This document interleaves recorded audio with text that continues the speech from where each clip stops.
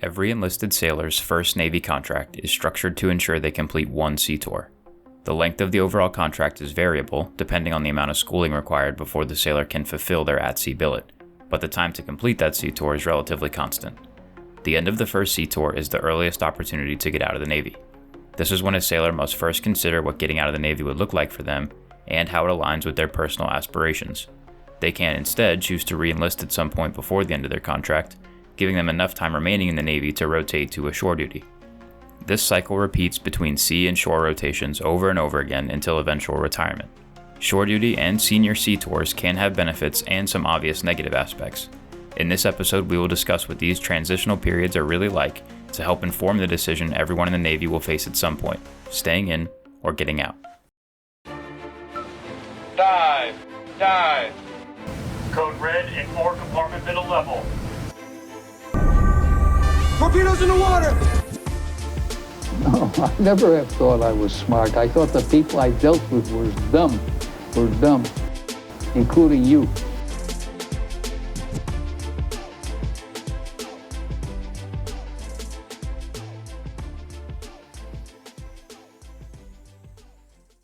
What is shore duty and how does it differ from sea duty?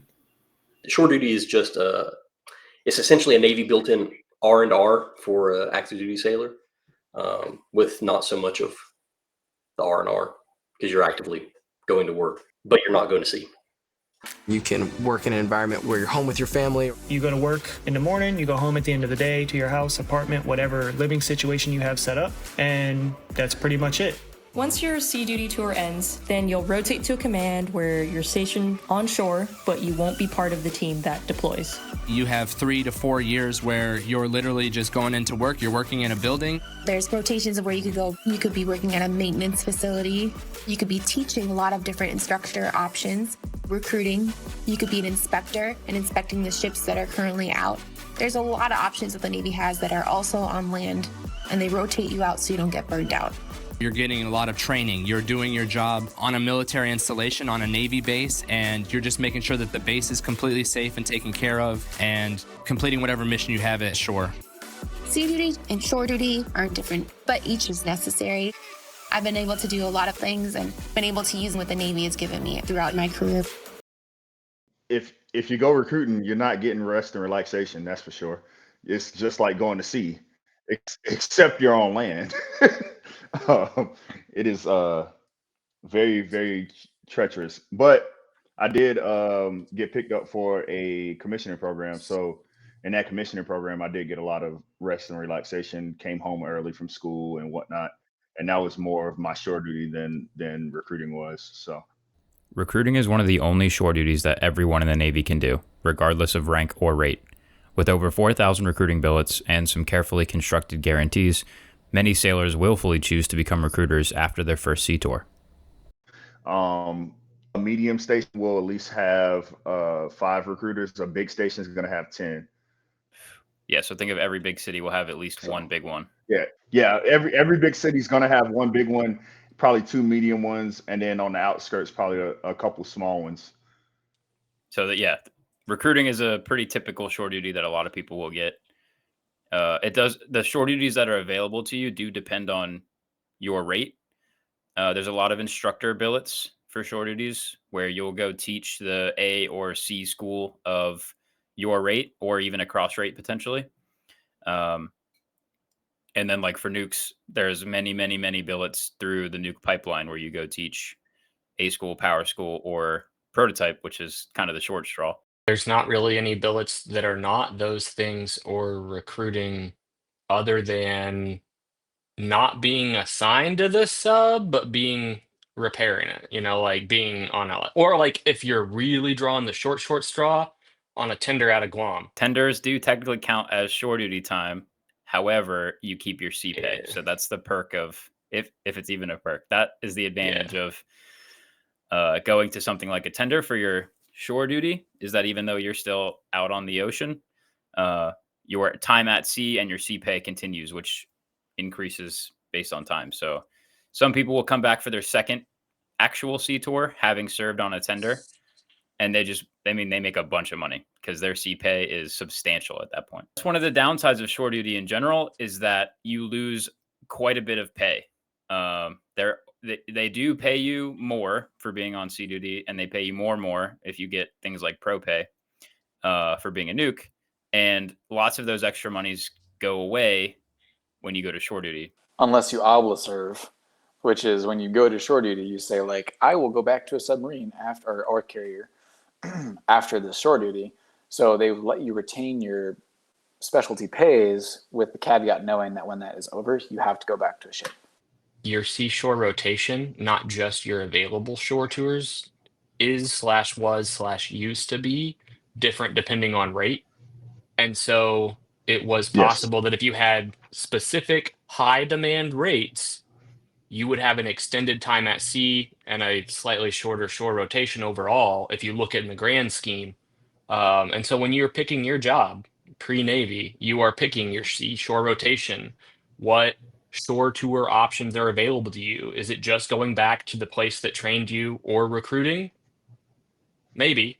Like think about those things, right? Like there's reasons people get paid more. There's this thing called Navy Cool. And if you go on there, it'll map out what the career looks like for enlisted folks from start to master chief, right? And it'll tell you what the seashore rotation is, what kind of jobs are available to you that are like typically available to you on shore duty, what kind of jobs you're going to be doing at sea on a second tour or third tour.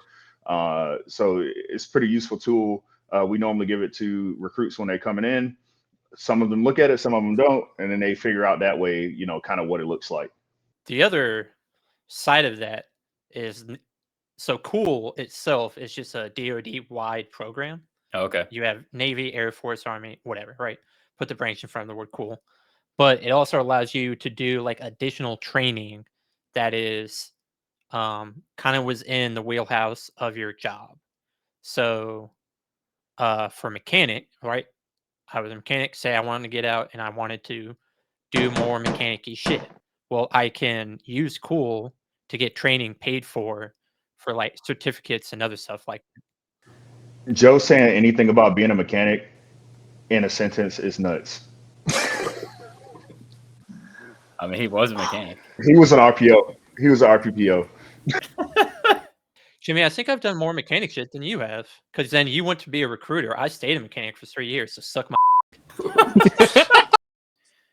Kind of the big perk of shore duties for everybody, especially those that are getting out, is that it's much easier to get your life and affairs in order from a shore command where you can constantly have the internet at least, and at least periodically, check your phone or whatever. But it is known that it's much easier to transition into civilian life if you're on shore duty. And so that's what tends to get people who are not going to stay in the Navy to at least stay in for one shore tour.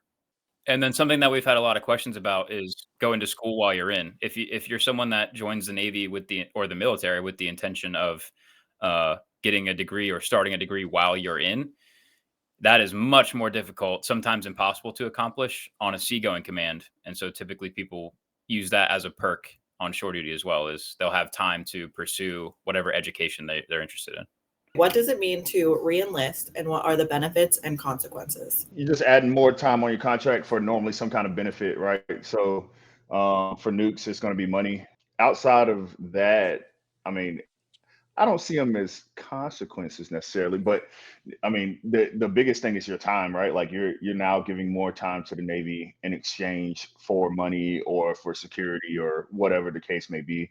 When COVID hit, a lot of people re-enlisted, right? Because we didn't know what the world was going to look like. So a lot of people re-enlisted. A lot of people got out too, because they saw opportunities in entertainment or things that they had never done before or thought about before, because they had time to sit down and think about it.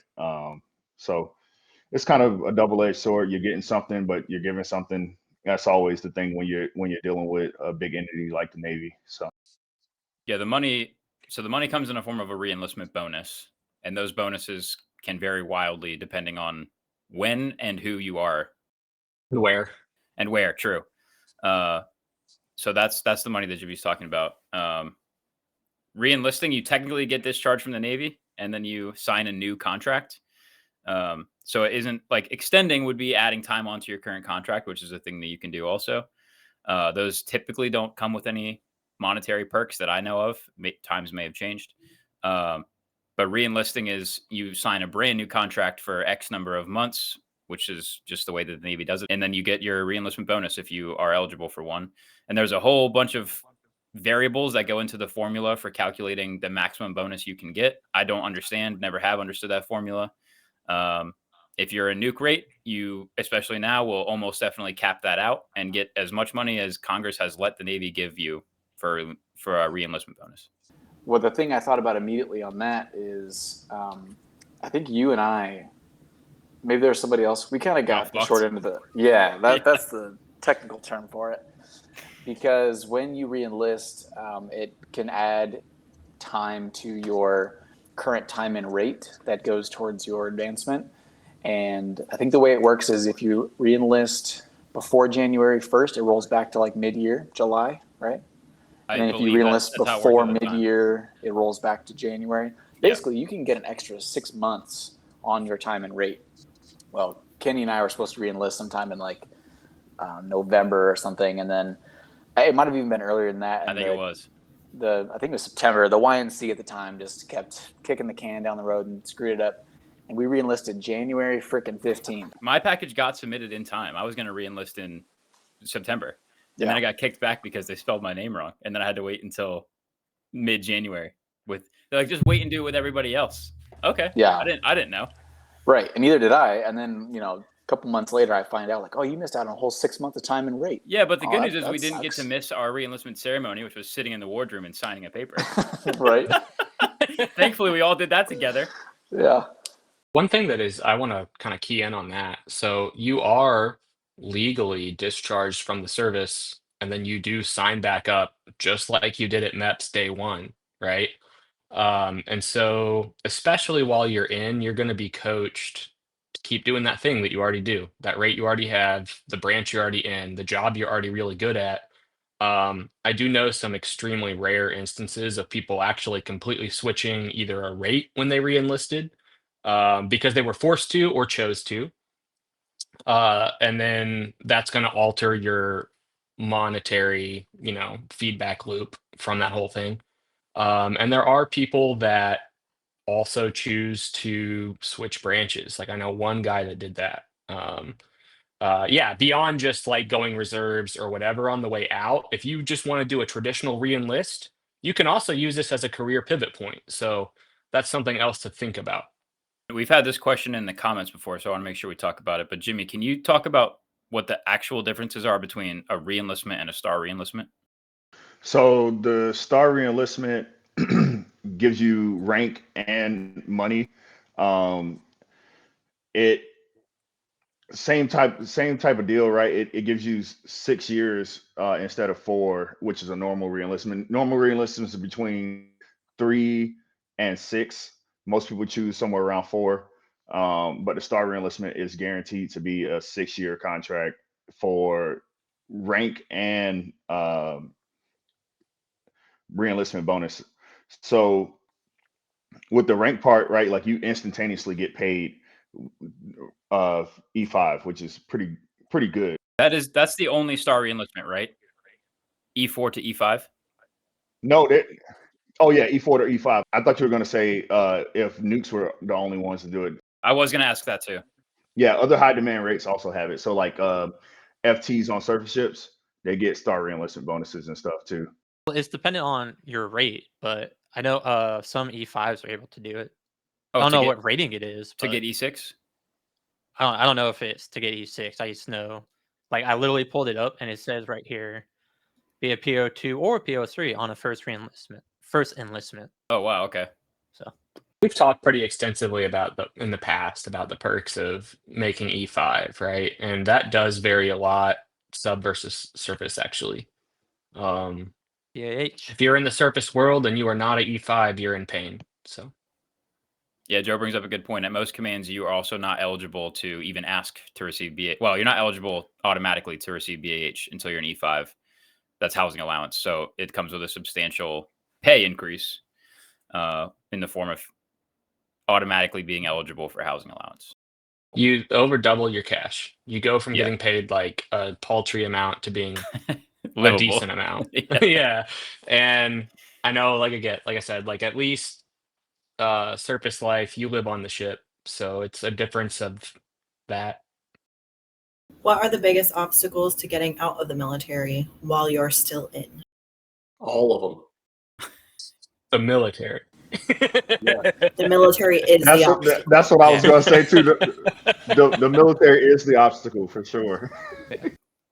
The Navy, and I assume the entire military, has something called TGPS, which is a training that you have to attend either in person or virtually, that's supposed to give you all of the information and tools that you need in order to successfully transition into whatever you're going to do next.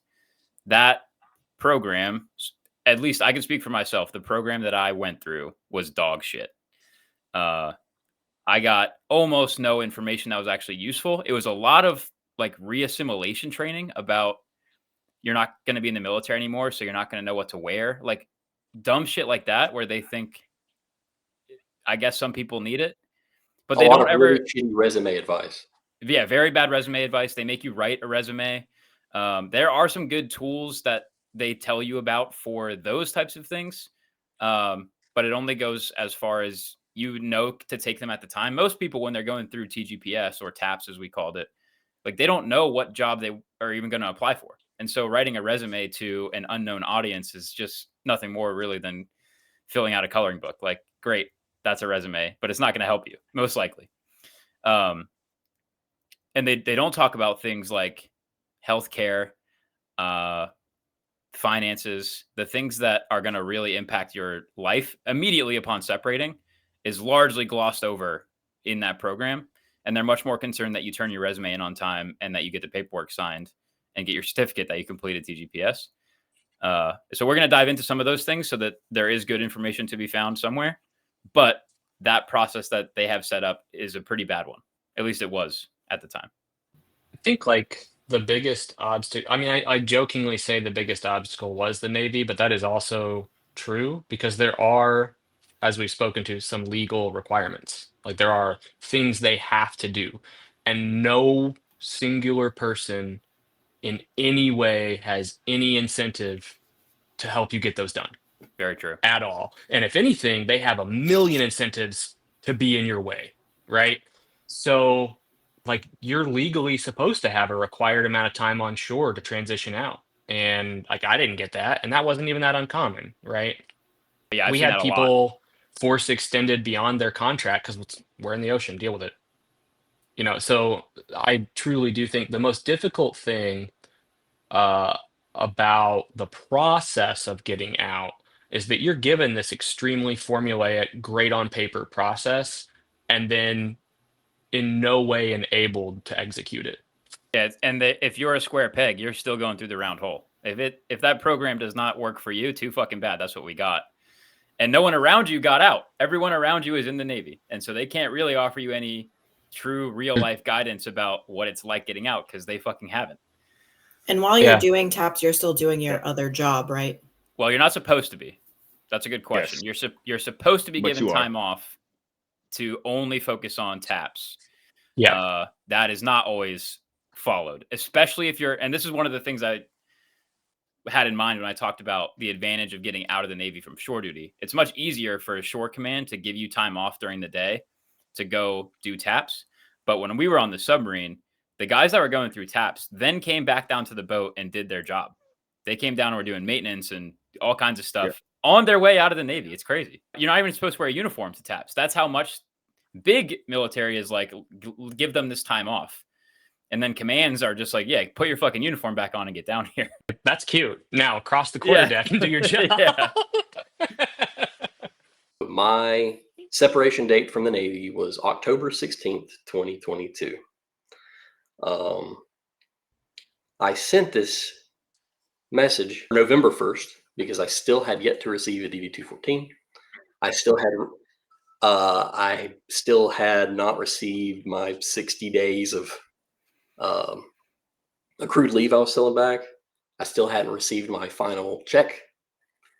And so I sent emails everywhere. I reached out to everything that they tell you should, and I got no traction. We've talked about how hard it is to go through the process of getting out, but actually getting out is a disaster. Yeah. It's quite difficult. So I actually found at the time, Captain, we'll call her Christine. She was at the time, the secretary to the SecNav. Okay. She's a full bird captain. She's a secretary at SecNav. And I reached out to her through LinkedIn. Oh my God. Because I found her. And I said, hey, here is all the messages I've sent through all the different traffic I can. My CAT card doesn't work, so I cannot continue to complain and ask questions because I separated 2 weeks ago. I still haven't received any of this stuff. I still don't have a DD-214, so I can't finish my BDD claim, which I was doing for the VA. And so I'm going to read some excerpts of this email that she sent me, which is fucking humongous. She answered all of my questions, and it was terrifying. Good morning. I have received a response on your inquiry. She's like, I'm not trying to confuse you. I'm going to give you a lot of technical language, but I'm going to give it to you as straight as I can. Please let me know if there's anything that you don't understand. And then she proceeds to list out a bunch of total fuck-ups from the administrative side of separating. My DD-214 has been marked accurate and is pending a signature. Your last command or PSD contact should be able to assist with this. It's not even required to be signed. Correct. Next, as you previously stated, your personnel record shows that your EAOS is on 10/16. Your last re-enlistment was on 6/17. I had all the dates and everything lined up, plus my extension. Somehow, even though the personnel record shows a 4-month extension, an 8-month extension was reported by Bupers. Oh my God, dude. Okay, which changed my EOS to February of 2023. However, my separation date still remained 10/16/22. Holy shit.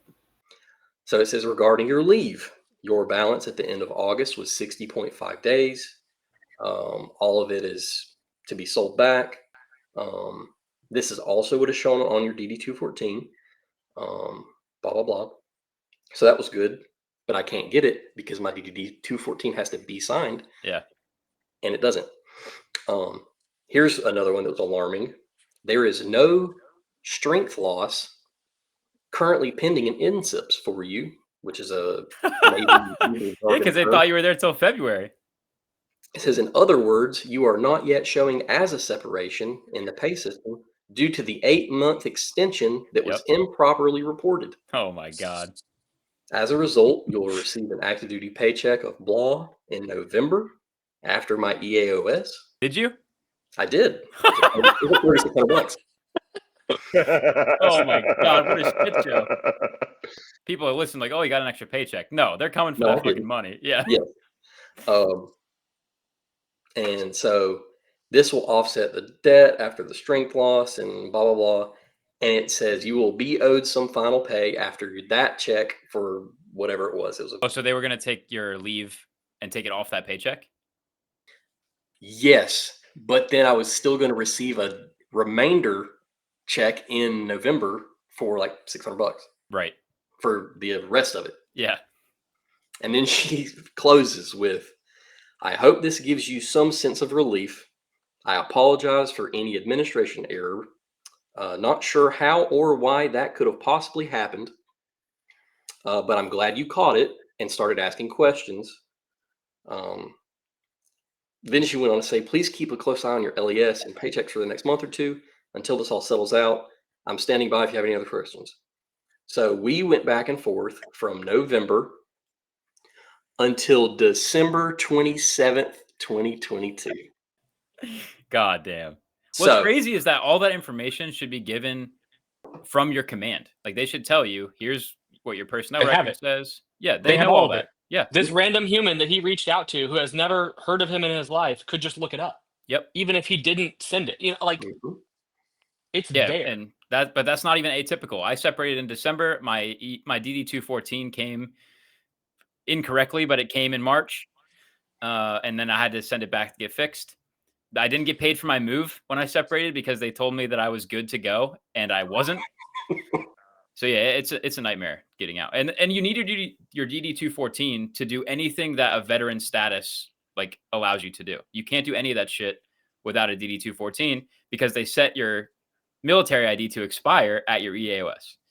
So even if you're like, well, I was in, here's my ID, your ID is fucking expired. So go fuck yourself. Doesn't mean anything. Yeah.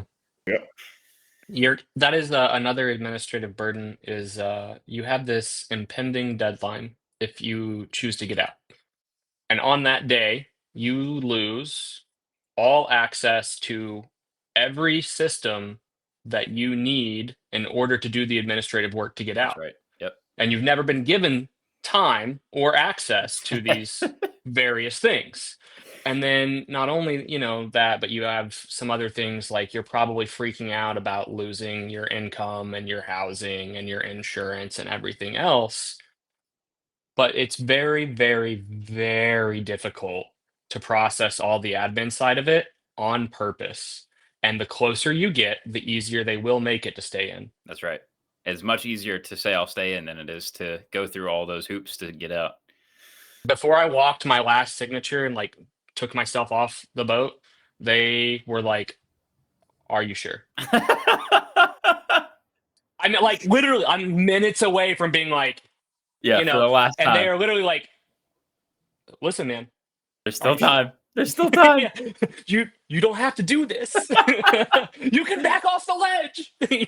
Oh my god. The whole idea and premise behind bringing in people in the military is for them to retain you for as long as possible, because you, as a sailor coming in, get trained, and then through your tenure, you will have more and more experience. So they want to try to retain. The Navy historically has been horrible with retention, but through a lot of different processes. But for sailors that are very adamant about separating, I have heard from and seen a lot of instances of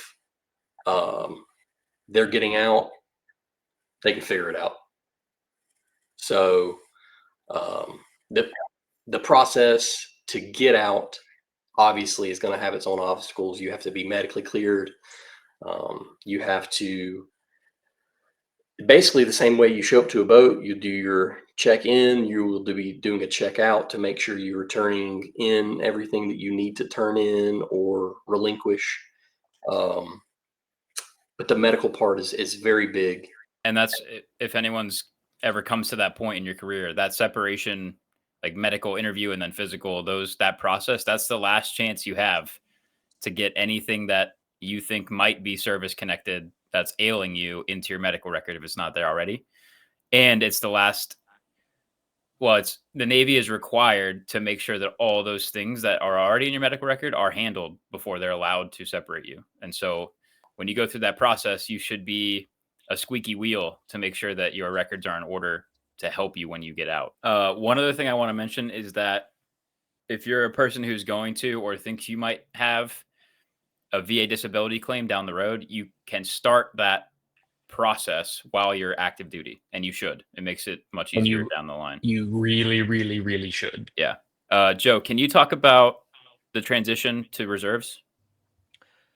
Well, at least so for me, specifically changing branches and changing reserves. One, the first thing is you have to go through a recruiter again. Really? Yeah, I had to. Oh shit, I didn't know that. Because the Air Force has no recollection of me. Okay. I don't exist. Right. Yeah. From their point of reference, right? So I had to call an Air Force. Well, the first thing I actually did was call a Navy reserve recruiter. It's like, hey, how do I go through this process to get on the reserves?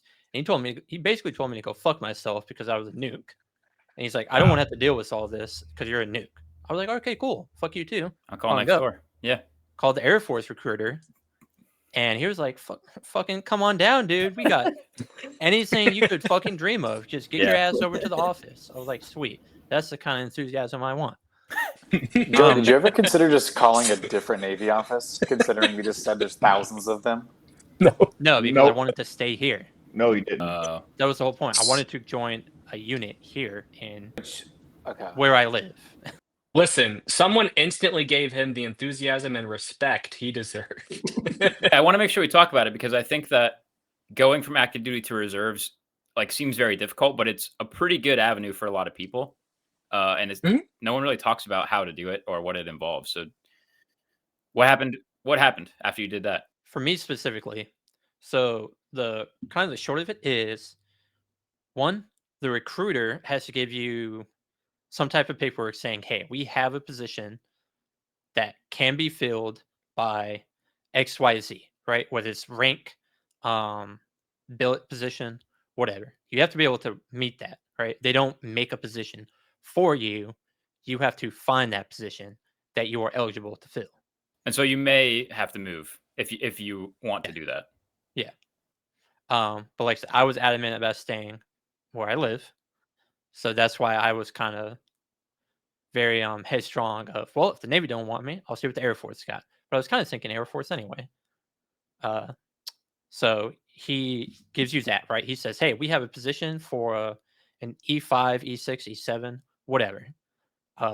And he agrees to fill this position. Cool. I have the intent.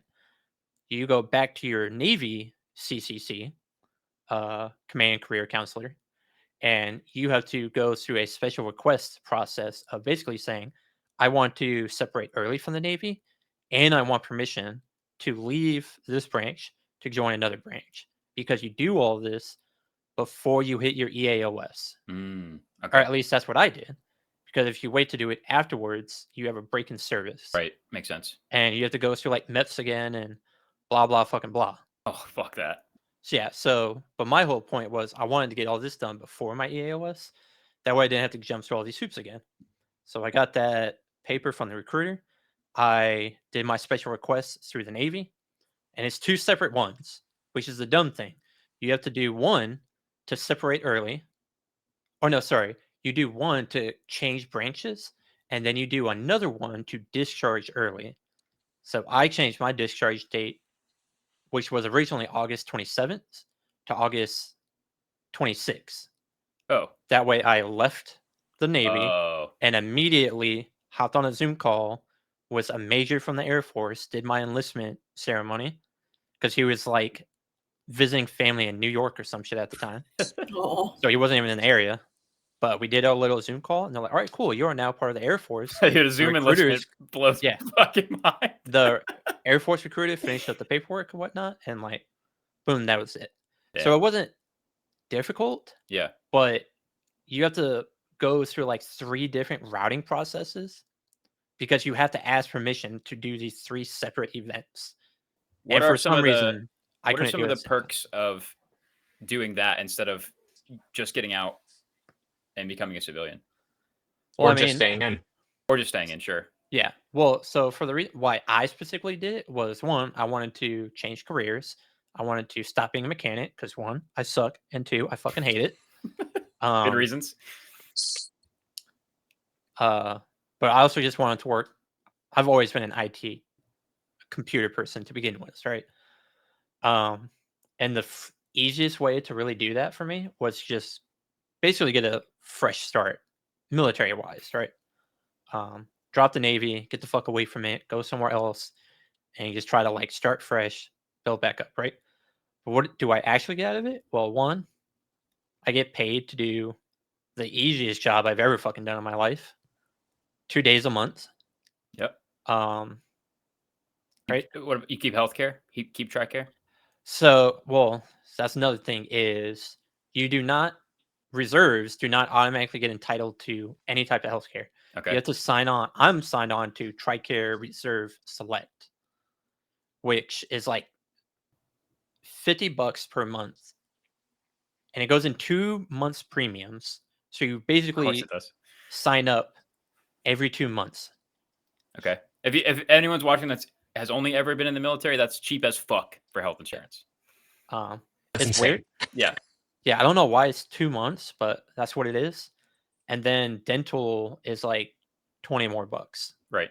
Which, if I remember correctly, is tied with my the premium renews at the same time. So it's essentially $140 every time I do have to actually pay for it. How different is the pay? So the pay, you go off of 4-hour blocks. So what everybody colloquially knows is like 2 days a month, 2 weeks out of the year, which is mostly true. So in reality, what it is you have to cover 16 work hours in a month, which usually generates to 2 days because your pay comes in 4-hour blocks, right? 2 4-hour blocks, 1 day is a regular 8-hour working day. But through some finagling, it is possible to work around that. If well, I can't come in on the regular reserve drill period time, I'll come in at a different time. You just ask permission and they'll let you do it. Wait, 16 hours a month? Yeah, because it's a normal workday is 8 hours, right? And it's 2 days, so 8 times 2, 16.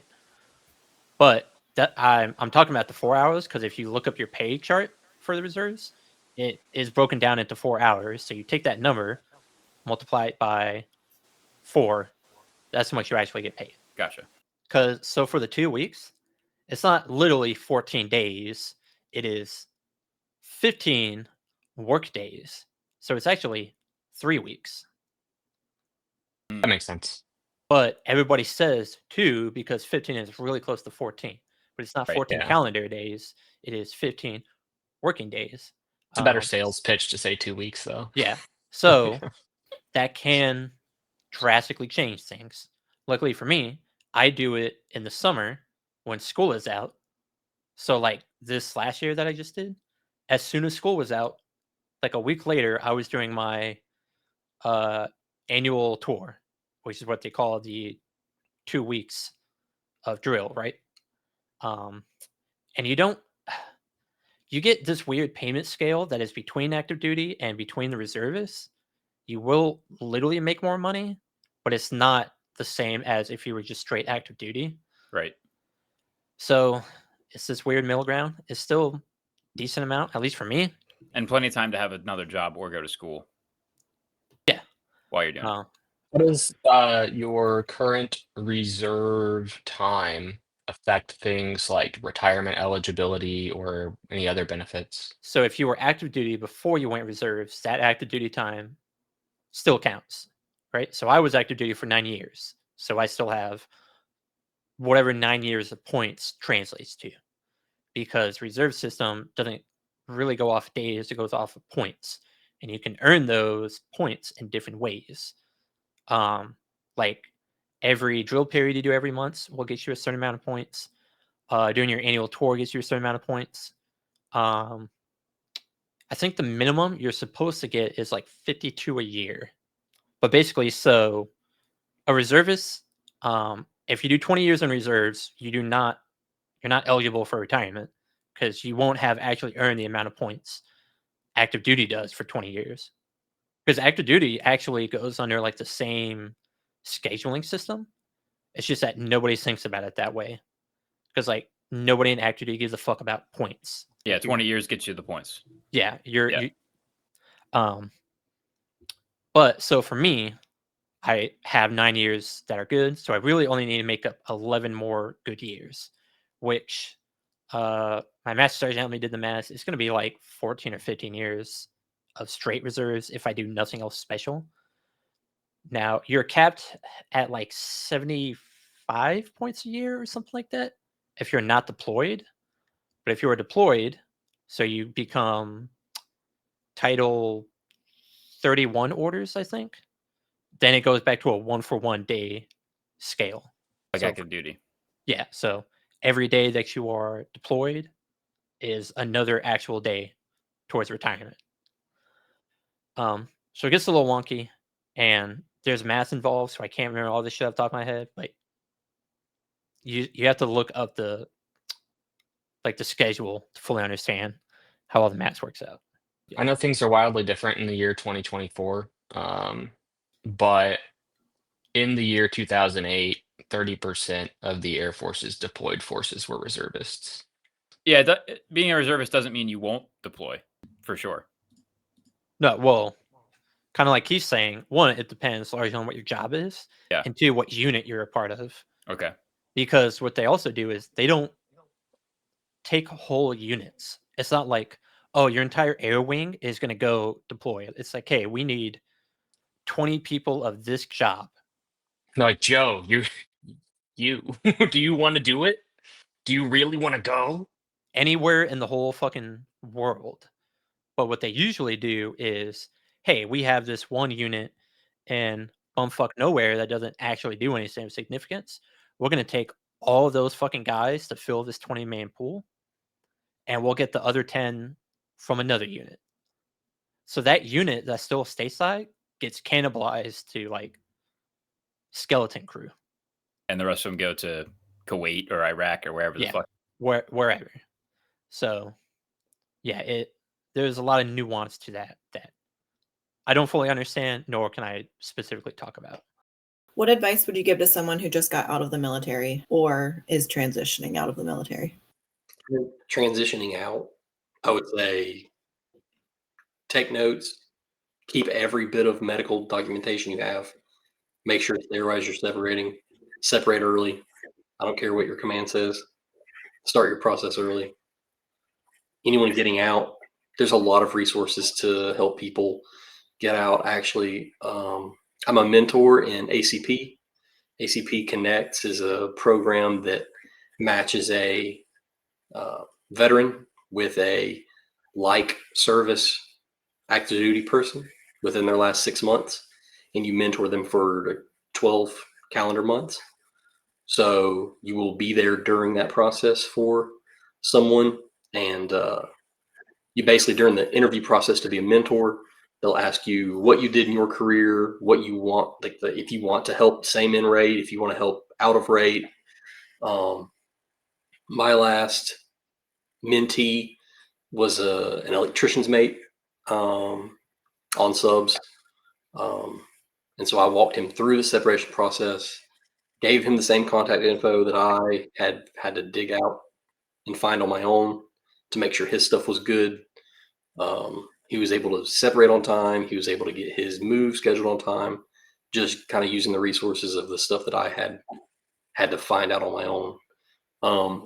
And then got him made sure he got a job, helped him write his resume, got him a job, checked on him for 6 months after he got his job. But that's the ACP Connect group is a really good resource for guys separating. As far as like personal finances and affairs go, I think someone that's about to get out or just got out, there's a lot of things that are taken care of for you in the Navy that aren't anymore. And there's a lot of things that like you probably didn't learn about in school that you need to start considering, like retirement. And so for anybody that's in the military, if you don't know this, you are automatically saving 1% towards your retirement every year. That's a fairly new program in the military. They also have a match. So if you've been contributing, they match up to 5%. At least that's what it was. But if you contribute nothing to retirement, if you were in your boot camp brief and they were talking about Roth IRAs and shit, and you were like, no, thank you. You still got 1% put away from Congress, basically from the military. And so you have money in TSP, Thrift Savings Plan. Slight correction here. Provided you have at least $200 in TSP, your money can stay there and continue to be invested as you choose until you reach retirement. However, to continue contributing to those funds or diversify beyond the 5 TSP fund options, your money must be moved out. And so that process is not all that straightforward. You have to open a matching retirement account that's the same type. So if you have a Roth or traditional IRA / 401k, you have to open an account with some firm or your employer, Fidelity, whatever you want to go with. And then you have to contact TSP and initiate a transfer to get that money out. But you have to have all the gaining account information first. So you have to open an account somewhere, have a retirement place for the money to go, contact TSP. The two financial institutions work with each other. And then I think it takes 10 days. There's a wait period where all of the money that you have in your Navy retirement gets sent over to your employer or your personal retirement fund, whatever you have. And then healthcare is the other big one. I was told mistakenly when I was getting out that I was going to be covered from TRICARE for a significant amount of time still afterwards. That's not true. Once you get out, TRICARE doesn't give a fuck about it. I think you have maybe 30 days. But if you want to continue being covered under TRICARE, which I don't know why you would, but if you want to be continue to be covered under TRICARE, you have to pay for it, and it's not cheap. TRICARE as a civilian is expensive. I forget. It's like transitory military treatment or some shit like that. But it is like a 1 or 2 months period where you are like eligible to use military hospitals, medicine, whatever. But it specifically only exists for the time until you get your own coverage. Yeah, it's to bridge the gap, but it won't continue to cover you beyond that. No.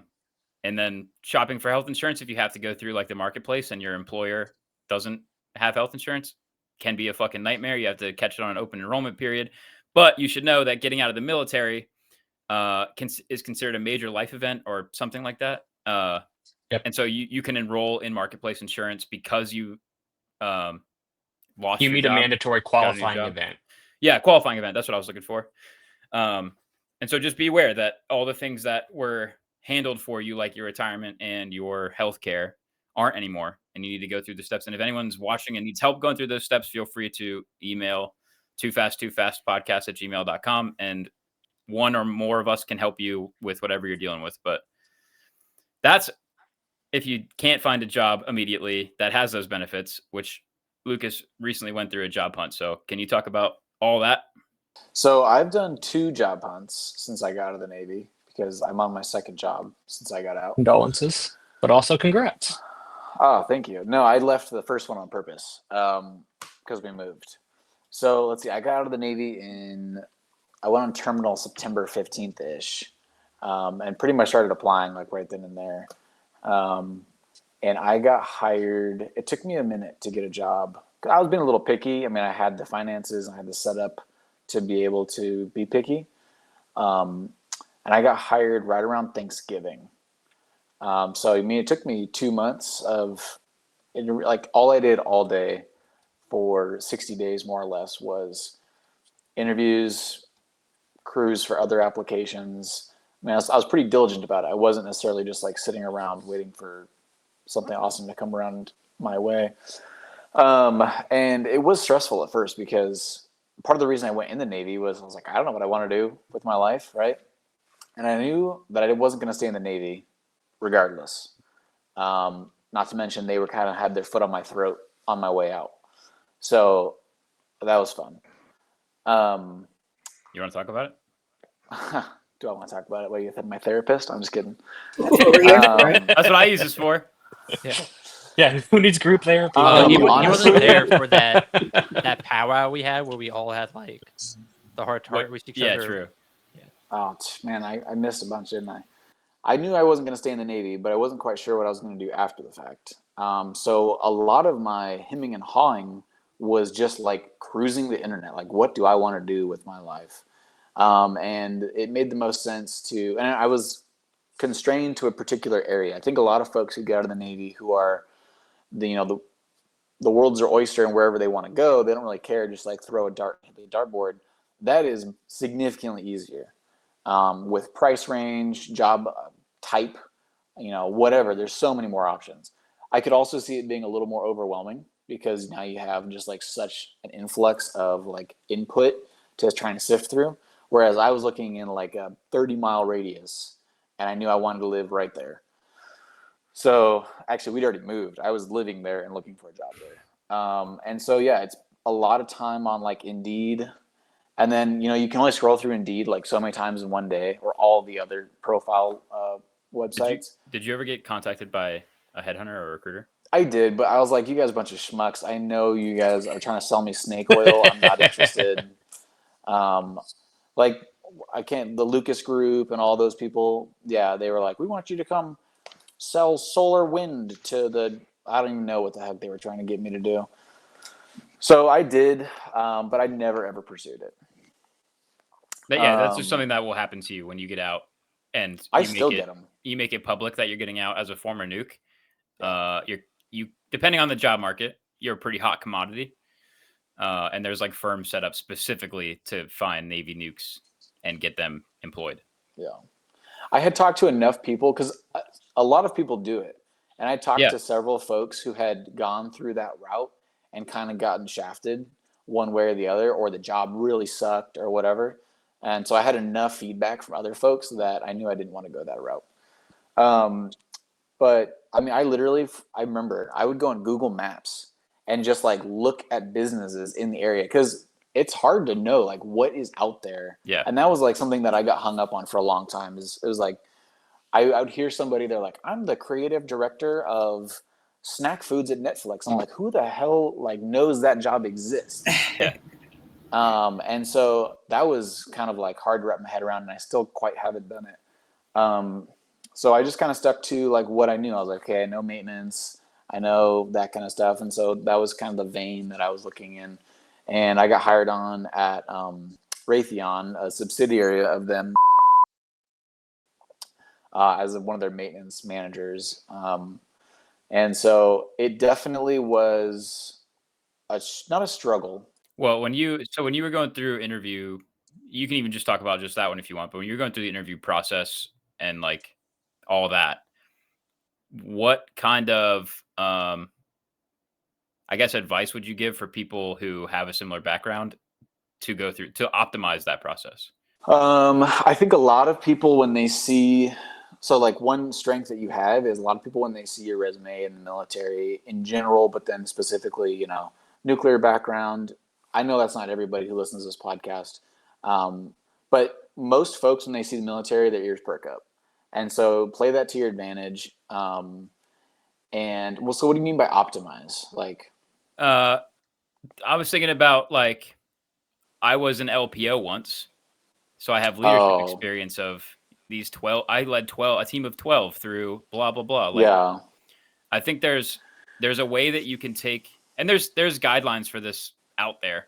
But even the dumb shit that felt irrelevant to you, or maybe seems only relevant to the military or in a military context, like all that stuff can be resume Translated. Yeah, it can be translated to be very attractive on to lots of different jobs. Even if you want to, and I think a lot of people run into this where like, yeah, I'm obviously very qualified to keep doing what I'm doing in the civilian world. Yeah, you are. And you're probably going to make significantly more money to go do it. But you're also like tangentially qualified to do a whole bunch of other stuff, whether it be management or HR or some IT stuff. Like a lot of the things that you did because the Navy made you or the military made you, companies want that experience, and you might not even realize that you have it. Yeah, I'm pretty sure. So I poached a lot. I mean, I'm not the first person to have gotten out and done this. So I might have even asked Mikey for his resume and like Clay and some other people. And then I kind of just like looked at everything that people had, built my resume from that. But then I did the same thing. I went online and found people who were previous military members who had gotten jobs and just kind of like saw what they did and was able to kind of like extrapolate like what I had done to what jobs were out in the market. Like you said, like, you know, okay, you can even take something so dumb as like, I was a small valve maintenance petty officer. Like nobody in the world would ever give a rip about that. Right. But you can talk about like your managerial, you know, ability to like track and document. Honestly, corporate buzzwords like make people really, really happy when you go into program management. Yes. If you can take what you did in the Navy and put Jimmy, some corporate buzzwords to it. Jimmy, are you cooking? Of course he's cooking. Yeah, I'm making spaghetti, dog. Well, turn your mic off. Hey, Lucas, how many interviews did you do? I think I did about 4 before I got hired. Okay. Oh wow. So what about this time? This time I interviewed for about 3 or 4. No, actually, I think I did like 6 this time. Dude, and I interviewed with Meta. Holy cow. 7 1-hour interviews. Jesus Christ. Yes. Yeah. Michael, what was this all like for you? So this was a huge struggle for me because again, I've spoken to it in the past, but I knew that I had a pending deadline. I was at sea until that deadline, and I knew it was just going to be a hard cut. Like, sorry, here you are, be a civilian now. Um, when I had that 180-day out period, and I had email access, at least, I was directly emailing hiring managers. I was doing like research and trying to get a hold of people like, do you have openings? Can you do any of this stuff? Because if I can get my foot in the door where they're interested enough, maybe it'll play out, right? No, that did. So I actually went the opposite route and ended up going through specifically one of the headhunter companies. That's good. I'm glad we get Um, to talk about yeah, that. so I knew a guy who had just gotten out before me. One of the huge benefits of being a surface sailor is I served with 500 other nukes, right? Nominally, and it was actually never more than 350, and that's not the problem. So, like, tons of people, relatively speaking, right? So I knew this company and I vetted it a little bit through him, and I was like, we'll see. So I tried and tried and tried, and it is rough out there sometimes. Job hunting on your own, it can take months. And in my situation, I didn't have months. I didn't have a bank account that could support months. Yeah. So I went to this convention that this company put together, and I initially, that singular day, interviewed with 18 companies. Holy shit. And it was a whole day. It was like a 7 a.m. to 9 p.m., just like go, go, go. And then at the end of it, though, I think like 15 of them got back to me, and I whittled that down to three. And I actually followed up with three. But it was very similar to that Meta experience where it was like the company that I eventually went with, I did 8 interviews in total, Oh and my it God. was, yeah, it was insane. Um, but I think different companies value, or because they understand, they value your experience when you're in differently. So some companies get it and they value it a lot, and some have no idea. They're so far out of the loop that they just don't even know why they would care, right? And translating it for them is the skill that you need, Yeah, because definitely. there's going to be some awesome, honestly, the employers that don't understand are probably the ones you want, Yeah. but they don't know they want you. You have to make them understand. Yeah. Like right now, I I presently am working as a software developer. I have led teams larger than my actual manager. I've led bigger scope, larger, financially important projects than my project manager, right? Like, you actually do a lot of stuff when you're in, but really you're just angry about it and you don't Yep. care. Because you didn't So choose to do it. learning to turn that into corporate speak and the value in it is hard, but it's a skill set. And having somebody like Mikey who's like, yeah, we've already done this, I can help coach you through these steps, is huge, huge getting out. Yeah, I think Because I struggled for 2 months because I didn't know how to do any of that, right? I'm just like shooting off emails and like, I don't know how this works. This is how it works on board. Like, I'm yeah, trying true. my best. I'm an idiot. And I would probably have not been hired for at least 2 more months. I think there's two last piece of advice I would give to people that are in and getting ready to get out, or maybe even just got out, but hopefully not. I would say that if you're interested in changing fields, use as much time as you can while you're in to skill up in whatever you're interested in actually doing. It's much easier to get out and do something else if you can already do that thing. And the last piece is to not expect, in fact, to actively seek out companies that operate nothing like the military. Um, Maybe there's some chain of command stuff that made it into corporate America, but for the most part, like all the regulations and all that shit that has you've been brainwashed to follow for however long you've been in, like try to forget all that shit. That's not how companies should operate. That's not how most companies do operate, and you can do yourself a disservice by like not ruffling feathers and not being the squeaky wheel and not talking about your problems. All the shit that you've been trained to do can hinder your opportunities when you get out. One super cool thing about being a nuke is you are frequently encouraged to speak your mind when you know better True. about something. And I think that that is an element that has served me well as long as you can skew it like in a tactical way.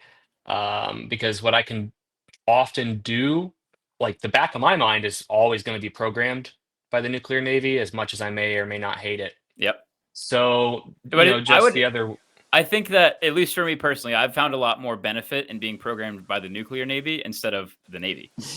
Yeah. A lot of that shit actually does work. It's just...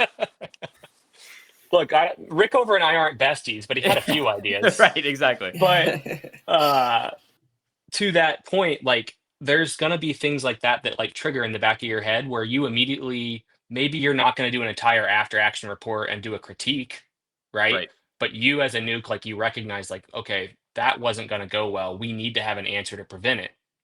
Bringing that idea up can be revolutionary in the real world, which is insane, right? Where you're just like, okay, so what do we do next? And everyone's like, oh, that's a good question.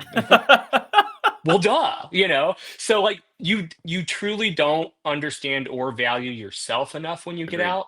Yep. And having someone help you translate it so that others do it's so meaningful. I shot tons of interviews out, or tons of resumes, got no interviews for like 2 months. And then all of a sudden, bam, they catch up. And having been on the hiring side of it, I understand better now that I'm busy at work and they're like, hey, Luke, can you review this resume? I'm like, yeah, sure. And I get to it like next week. And then I send my notes back to HR the following week. And it's like, meanwhile, some poor bastard on the other side is like, oh gosh, I hope they like accept broke. my, yeah. So it's been 2 weeks. They were ignoring me. For new guys getting out to understand is corporate America in general is slow with getting back. The other thing I was going to say is it had to do with, when I got out and I was working at my first job, I felt like everybody else around me was chickens with a head cut off, stressed out. Man, the levels of stress in corporate America are like through the roof. And I was like, y'all are stressed out about this? It is. I mean, it gives you perspective about like, that's not really a problem. I'm like, you ever been giving Mikey a head relief and get high chlorides called on you? That's stressful. I also wanted to say something about the resume piece is like, if you can't find somebody to talk to who maybe has experience with that, find a spouse, a military spouse. I wrote my resume 8 times in 8 years because we were everywhere. So there's that too. And then that's a really good point. Can you talk again? You kind of glossed over like if you think you're going to get disability in the end, like start now. What do you mean? Okay, so between 180 days and 90 days of your last moments in the military, you can file something that they call a BDD claim. It is a separation claim for VA benefits. It is extremely beneficial because while you are still active, you can ensure that all of the things that you want to make sure are covered are actually going to be in your active duty military record, medical record. The claim will go roughly the same way that a standard VA claim will work. You'll still have to provide all the forms and fill everything out. I will say the BDD claim benefits, if you can get it done in a timely manner, is the day that you separate, you will start accruing VA benefit time. So when I filed my BDD claim, even though I still physically didn't have a DD-214 and I still was missing pay from the Navy, my claim acknowledged that my EAOS was the day it was, and the next day they started my VA coverage. Yeah, and I think if you're like me and you're in a situation where you're like, oh, fuck, I get out tomorrow, or I got out last week or last month, the next best thing you can do is submit something called an intent to file with the VA. All that means is I need time to get my ducks in a row, but I'm planning on or maybe or thinking about or considering at some point in the next 1 year filing my disability claim. And so the sooner you submit your intent to file, the longer you get back paid. So that starts your, I can't remember the term, the benefit start date. Even if you wait 364 days to actually file your VA disability claim. If you get rated, any money you get goes back to the day you submitted your intent to file. And the sooner you start all that, the easier it is to prove service connection. Some stuff is presumptive, so this is easily Googleable online, but there's a litany of conditions that if you served this time, this location, this unit, whatever, we presume that any conditions in this list are connected to your service and you don't have to prove it in some way, which is helpful. So the sooner you start all that, the better. When you're in from day one, you can't be afraid to go to medical and even just tell them, like, I'm here just to get it documented. I don't need to be treated. I don't need medication, whatever. But I'm like, my knee clicks and I want it to be documented that my knee clicks. Yeah, go tell them at medical that your knee clicks as soon as you can, because you got to get it in there. If it's not in there and you wait until you've been out for a year or even, 4 months and you say my knee clicks, I'd like to, or my knee hurts and I can't stand up for very long. Okay, great. Good luck connecting that to your service. It's not impossible, but you have to jump through more hoops to get that connected. It's also, it doesn't have to originate in the service. It can be exacerbated by service. That's a huge thing that people don't understand. In my first year in the Navy, I was in a terrible car wreck while I was on approved leave.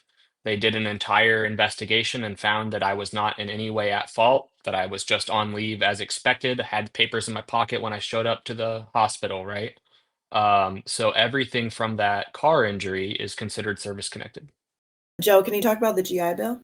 What I personally did was, so I was getting out in August, right? Which is coincidentally enough the start of the school year for most, if not all, colleges, right? Well, first off, you have to go to va.gov and you have to apply for your educational benefits. Like, you may already have qualified for them. You're like, well, yeah, I have earned the GI Bill, but you have to apply to it to, like, basically prove to the VA, or the VA has to give you proof that, yes, you do in fact qualify for the GI Bill. Take this piece of paper, you give this to whatever school you're going to so they know that you're eligible for it, and that is where they will be getting payments from. All right. So that's step one. You can do that online, and you can either get it emailed. You do which that will take like a day. before you apply to the school, Joe? Yes. Yeah.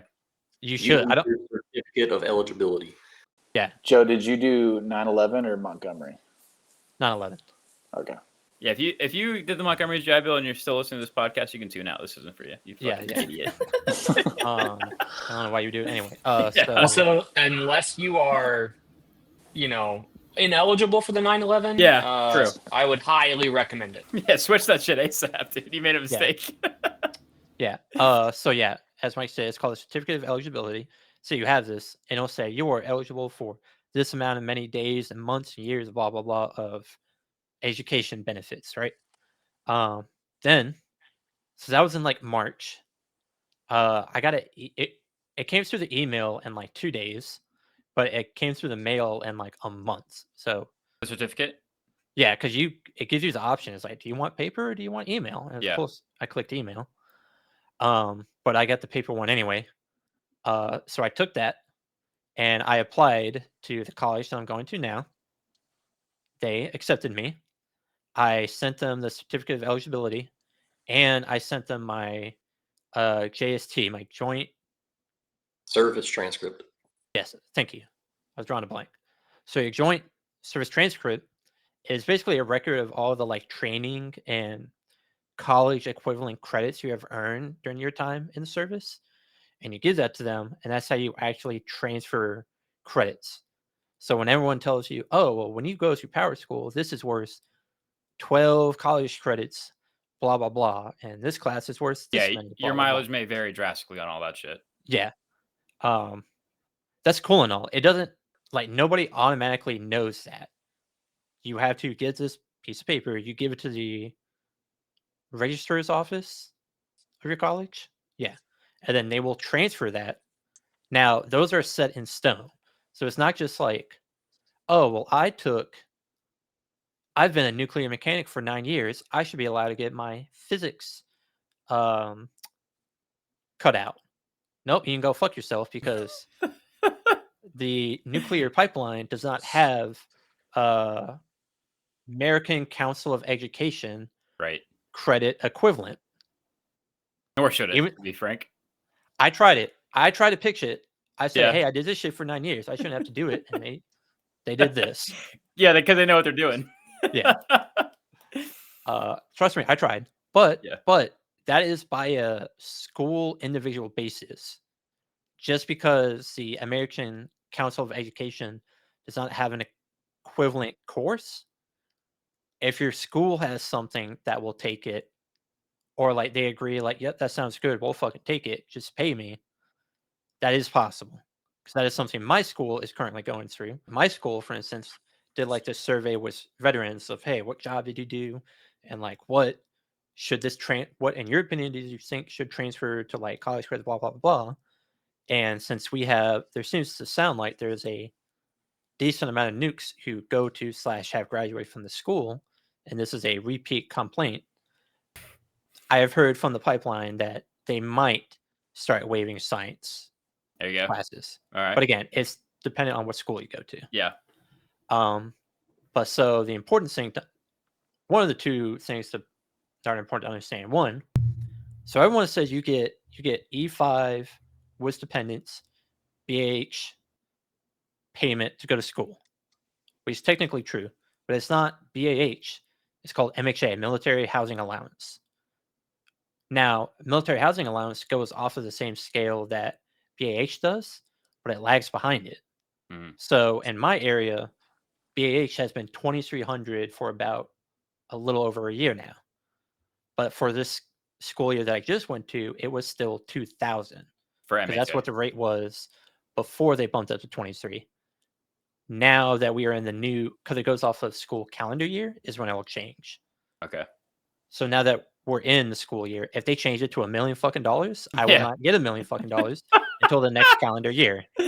Right? Gotcha. That is good to know. The charts, the rates change in January, I think, like mid-school year, basically. Well, because that's when BH will change. Yeah, and Whatever so then is MHA voted eventually into- catches up when it gets around to it. Yeah, at the beginning of the next school year. Okay. So yeah. generally around August, whenever your school starts. And the second thing is you don't get paid in the same month. So basically for the first 2 months that you're in class, well, months and a half, you're not going to get paid anything at all.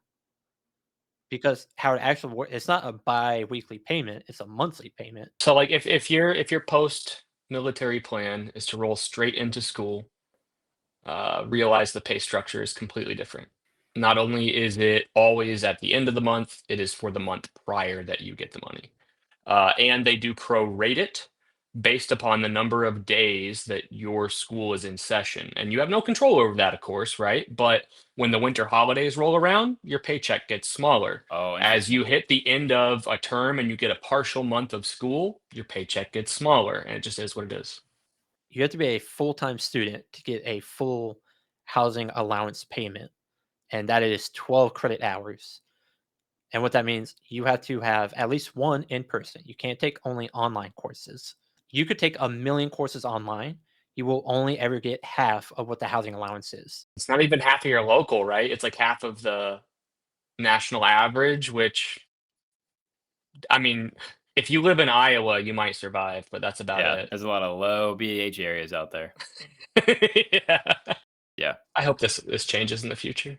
Dude, they're doing Zoom re-enlistments. You'd think they'd figure out fucking online college by now. Well, so what I'm doing now is the one class that I meet in person only meets on Tuesday nights at 6 o'clock at night. It's a night class. Yeah.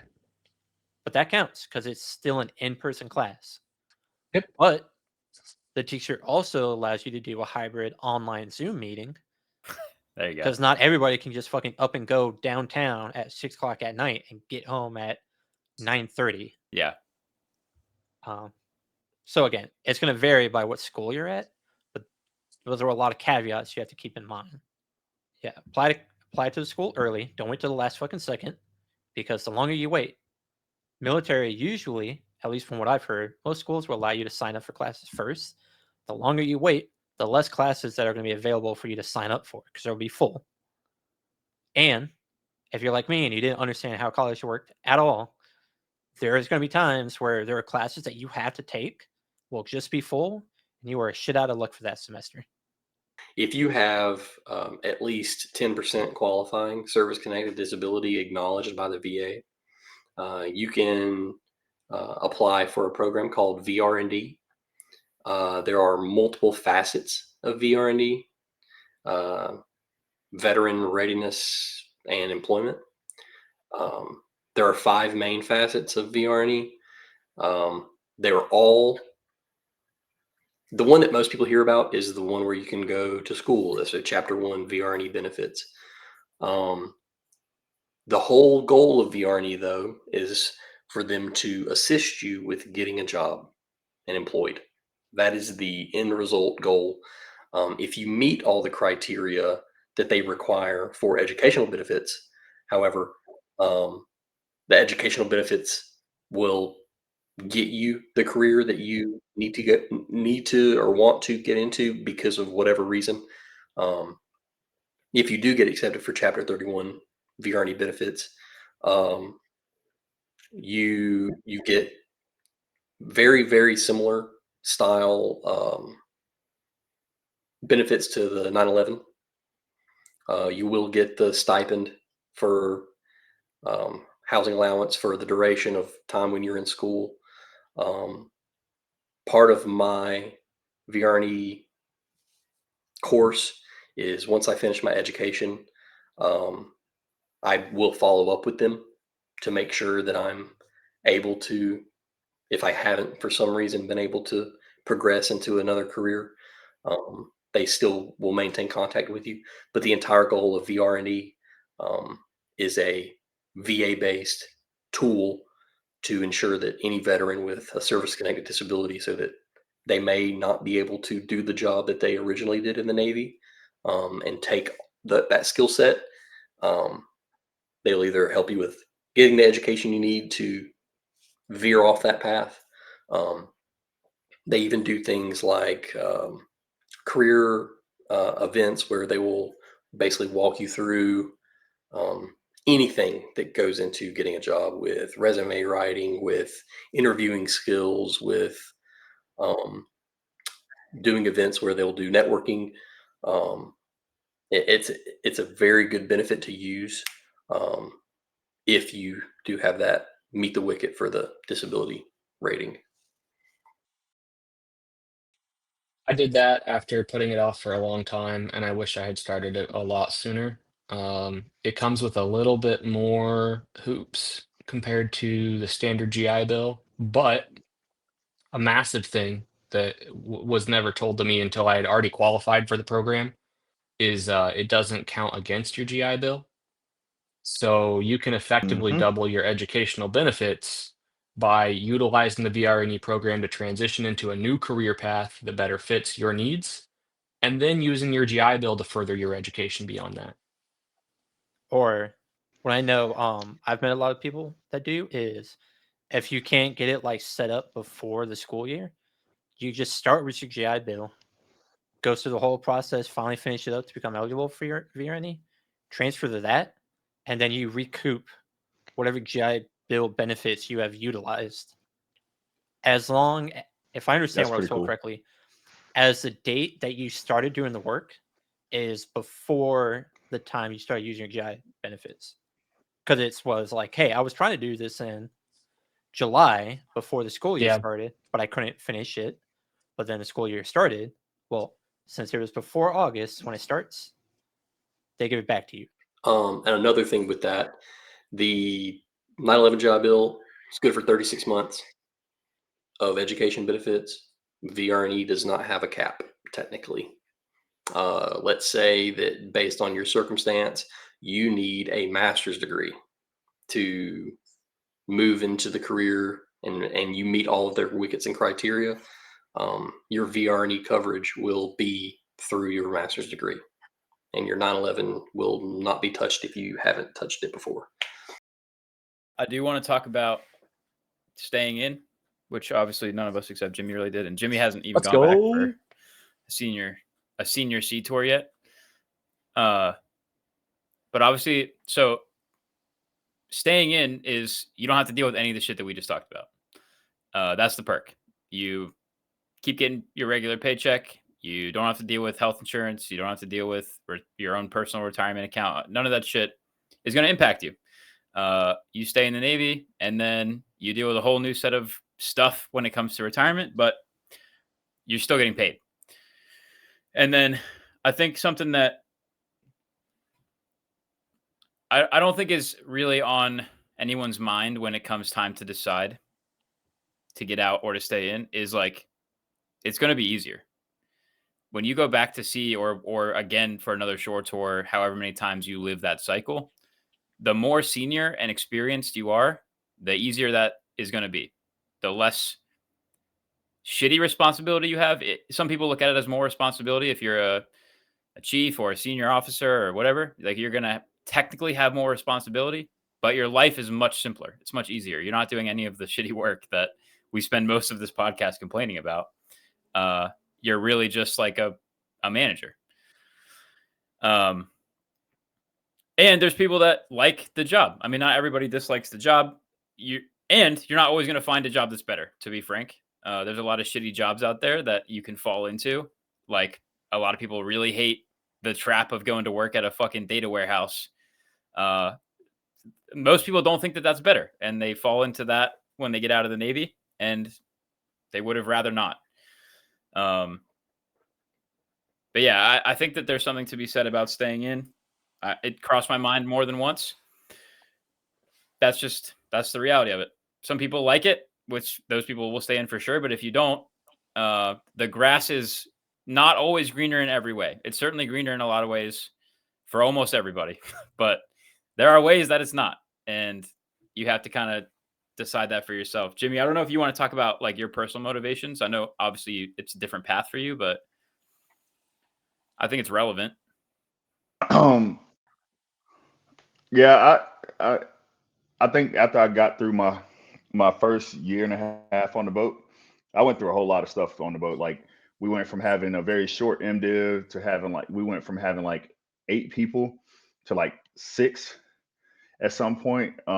We were on shift work. I was getting a divorce. I was going through a whole lot of stuff as a junior sailor. But when I got through that first year and a half, my life got a lot easier, right? I qualified and everything else. And things got a lot more simple. And I figured out that a lot of people on my boat hated the Navy, and in turn pushed that out onto other people and made me feel like I hated the Navy. But I didn't. I really enjoyed my job. I enjoyed the people that I worked with, and it was going pretty well for me. At some point, I knew I didn't want to be a chief. I knew I didn't want to essentially have a junior officer. I didn't want to train junior officers. I'm sure at some point I'll do that again, but I didn't want to train them and get paid less than them, or have to take orders from them. So, so I decided that I wanted to become an officer, and I was going to do that one way or another. I was going to either get out of the Navy, go to school, get my degree, and come back in, or I was going to try to get it while I was in. So I was like a year from getting out, and I got picked up for the program, and then stayed and did it. But I genuinely just have a love for the job. A part of it can be like, I guess, a scared thing of like, damn, what the fuck am I going to do? I'm really good at this thing. Like, can I be this good at something else? Right. Because that's a huge thing for us, is like, the Navy teaches you to put a lot of effort into these things, especially as a nuke. Like, you have a lot of pride in what you do, right? Nobody's like being a nuke and planning to fail unless you're but you know.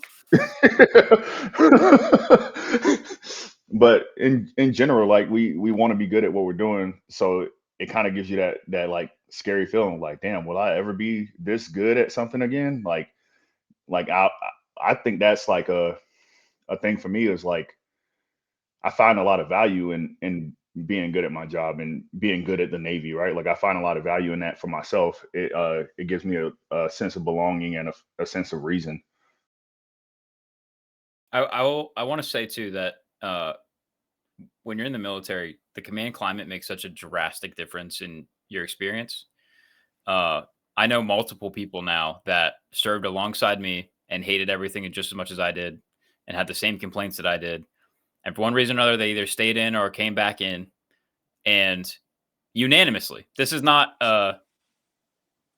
this is 100% of the people that did that said that if the command climate on their first boat would have been as good as it was in a later boat, they would have had no qualms about staying in, and they think that many more people would have stayed in from that first batch.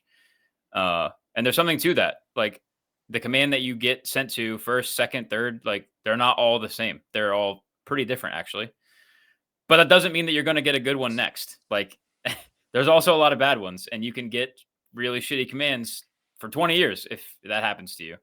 I mean, you remember all the I think like unanimously every sea returnee we ever got said that this was like the worst boat they were on. Yeah. Like I vividly remember Yes. so many people saying that. Even analytically, the USS Hampton was one of the worst boats in the fleet the whole time we were there, and before and after. Yeah, that happens. There are some commands have to be the worst. That's just how it goes. I had someone tell me to my face as a sea returnee they wish they were back in the fire on the George Washington. Holy shit. Yeah, that's what I'm saying. Like, it may be rocky, and maybe that's why you get out at 6, right? But I actually really did love what I did, and I loved knowing that I was damn good at it. I mean, those things were draws. There's totally a point you hit in your career where you've already paid all the dues. Yep. You're just going to coast it out. And it's going to take as we've actually financially covered, it's going to take a really high paying job that you may frankly not be qualified for or good at to pay you better. Yeah, 100%. So there is a tipping point. I didn't get it, but it doesn't mean it's not for everybody. And so like, I know like I've spent a lot of time on here, frankly, complaining and griping, but there is not just people who fail up. Right? Like there's a lot of people that stay in because they fail up. They take the least resistant path and they fail upwards. But there are people who stay in because they love it. Those people are awesome. You know, I got to work with a couple of them and they're great. Everyone loves them. And there is a point in your career arc that if you stay in, you're going to hit it, where actually the smartest thing to do on paper is to stay in. I had someone break it down for me once. Once again, they did try to, like, the moment I was about to leave the boat, they tried to get me, right? So I had a chief break it down. He's like, check this out. I made chief this fast. You probably will. Here's how it works for me and why at this point it would be stupid for me to get out. And I mean, he was right. Yeah, I mean, everyone will come to a decision point. Can I do this? If you start re-enlist, or if you re-enlist once, it'll be halfway through a potential career. And you say, can I do that again? But you have to keep in mind that you're not going to do that again. It's going to be most likely a different command. Yep. You're going to be a different rank. You're going to have a different skill set. But yeah, that's for a lot of people, that's not worth it. And for some people it is. Would any of you that got out go back? That was a tough question. To the Navy? No. I would have done 20 in the military. I would never have done 20 in the job I had on the ship I was on. I don't think that I would never go back.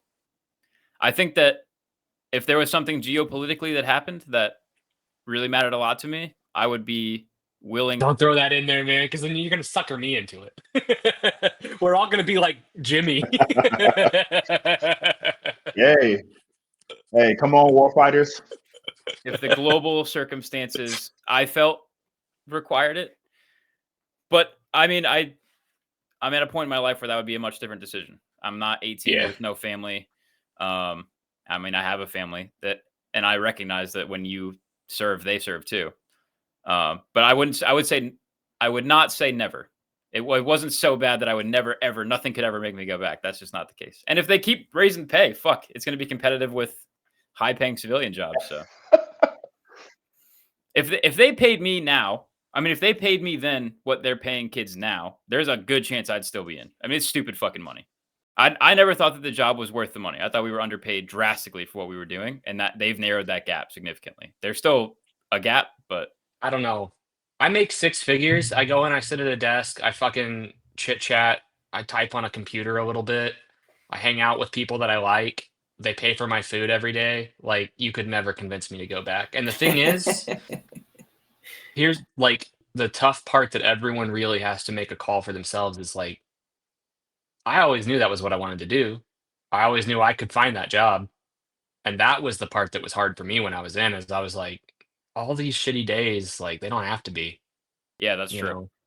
I'm very much in the same boat as Kenny. If there was something that I truly believed needed what I could give, maybe. Maybe like some Godsmack played, and No. they just Oh, sent dude. off like a plane. No, that wouldn't do it for me. But I think like if there's something, I think two things. Don't speak them into existence now. Oh no. If I thought I was going to get drafted or could get drafted, I would just Yes. go. I would go take care of be where I wanted to be instead of where they decided I was going to be. Sure. And then if 9/11 happened again, I don't know if I could not, or something like that. You know. Still can't hear you. And Lucas is just going to have to say yes or no. He's like, no, I have more to say. What he's trying, I'm a lip read for him. What he's trying to say is that he always dreamt of being the McPawn. Yeah, let's John Boy Lucas. If they guaranteed me a path to McPawn, 3 more names. They'll give you an enlistment name if you come back.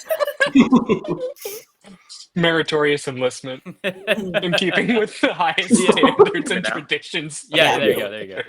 IT name. Long and short is I've thought about this a lot because both my jobs are in big corporate America that I've had, and they're woefully under-satisfying. Yeah. Yes. That's not the right word, but they're unfulfilling. Thank you. Unfulfilling. Yeah. I sit at my desk every day and I'm like, dang, dude, like some small valve maintenance would be really boring, but like afterwards I could go coke it and joke it at the bed plate. First of all, shut the fuck up. You are one of the worst. You did not do your goddamn small valve. I blaze all of them. Smothered, covered in chunk. You can still sign them off. Still sign them off. Which one? But for real, is like there's days What's where that, I'm Mikey? like, No, I was saying Lucas was always the word. Which ones do you need me to sign off?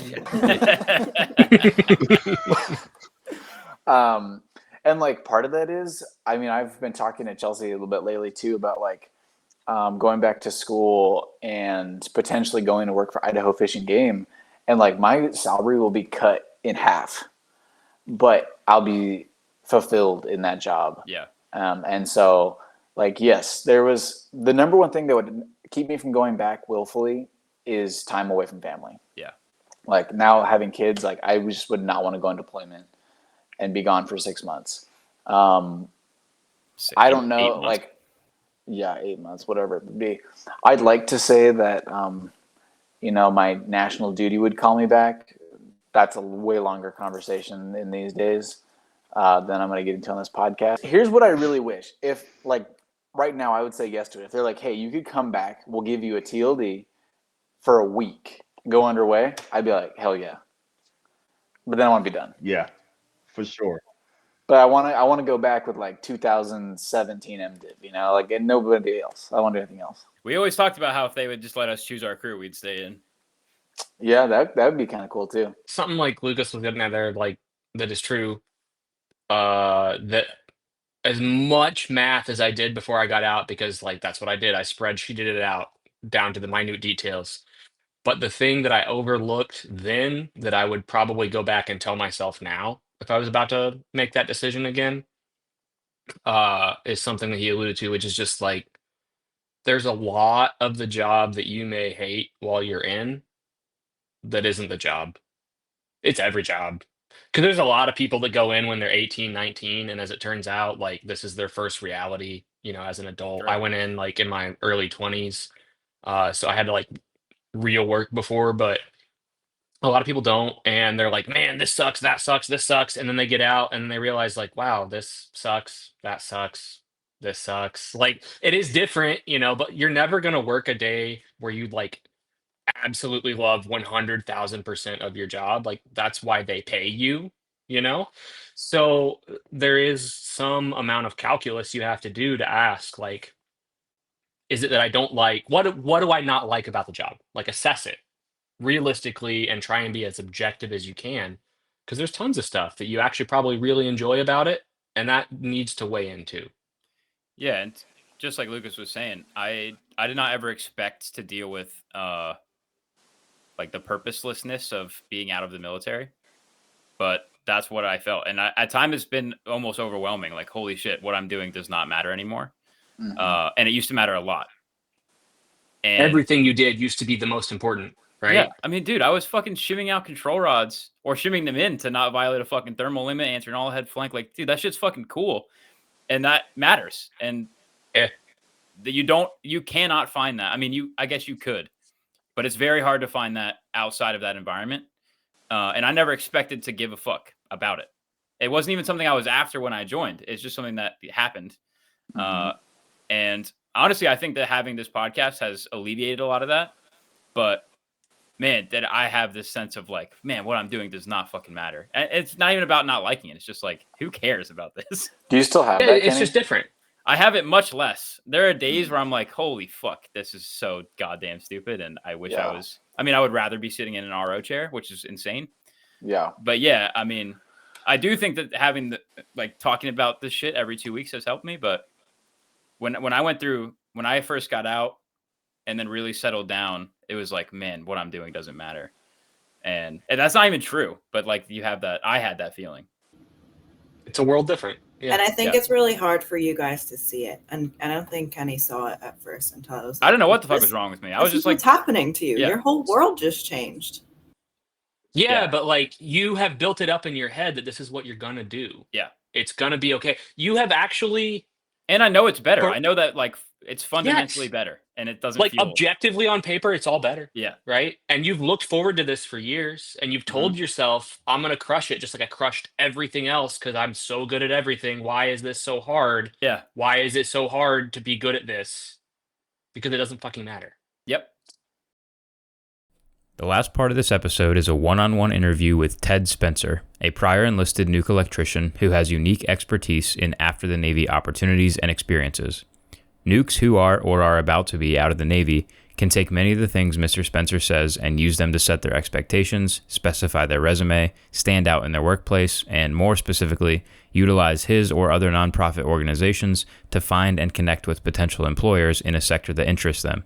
I would like to sincerely thank Ted for his time and look forward to speaking with him more in the future.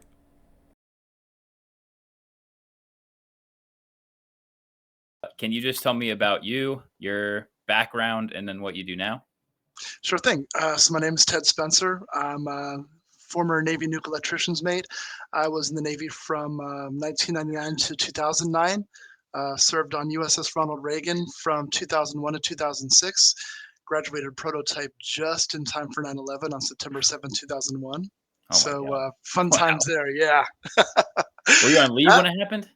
I was. So actually the movers came to my apartment that morning to pack up for the move to Newport News. That's wild.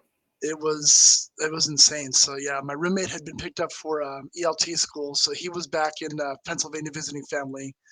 And then like I was very, very hungover. We've been out partying in downtown the night before. Were you you were in Charleston? I was in Charleston, yeah. Gotcha. And like a quarter of my class from high school ended up going to college at Charleston. I'm from Charlotte, so just up the road a little ways. Yeah. So I had a bunch of friends down there that I was catching up with, and that was part of the goodbyes that we were doing. Wow. And so yeah, woke up hungover that morning, went to make coffee, got an IM on my computer because this is back in the days of AOL Instant Messenger, from a buddy of mine saying, turn on your TV. Turned on just in time to see the second plane hit, and all hell broke loose after that. Oh my God. The phone started blowing up. Dude from my class, actually, his mom was stationed in the Pentagon. So she actually went and so he jumped in the car and drove to DC. She was okay, but like he couldn't get word out just because the cell phone networks were so slammed. Wow. So that was the beginning of my Navy adventure. From there, went to Newport News Shipyard, where we spent the next about 2 years finishing the pre-com process. So doing everything you do with building a ship, doing all the testing for the shipyard, lower power core testing for the physics, the fuel unload. So a lot of really fun stuff, honestly. Did sea trials, both sets, both builders and acceptance trials. Got to play with all the nerds from Bettis and from Capel, who came down from Pittsburgh and from New York. Took her around the horn from Virginia to San Diego, which was a blast. Nice. So Rio de We Janeiro. went through the canal when we went coast to coast. Nice. Yeah. We were a little bit too big. We were the first Yeah, carrier of course. in like 30 some years to go through the Straits of Magellan as well. So that was beautiful. Wow, that's awesome. So operated out of San Diego for a couple of years, went in the 06 deployments, transferred to shore duty after that. Spent my last 3 years as a recruiter at Navy Recruiting District San Diego, and then got out in 2009. I'm Dude, have to pull you into some more videos. Jimmy. that stuff sucks. I know. One of the guys that he's still in, he commissioned, but one of the guys from our boat did recruiting in the San Francisco Bay Area. He could not have worse things to say about it. I'll tell you the story another time, but actually about 2 years after I got out, the chief that had been the E7, I should say, that was in charge of my office actually got court-martialed. Oh my and God. sent to prison. Whoa. Mostly because of my testimony. So yeah. Okay, yeah, that would be fun.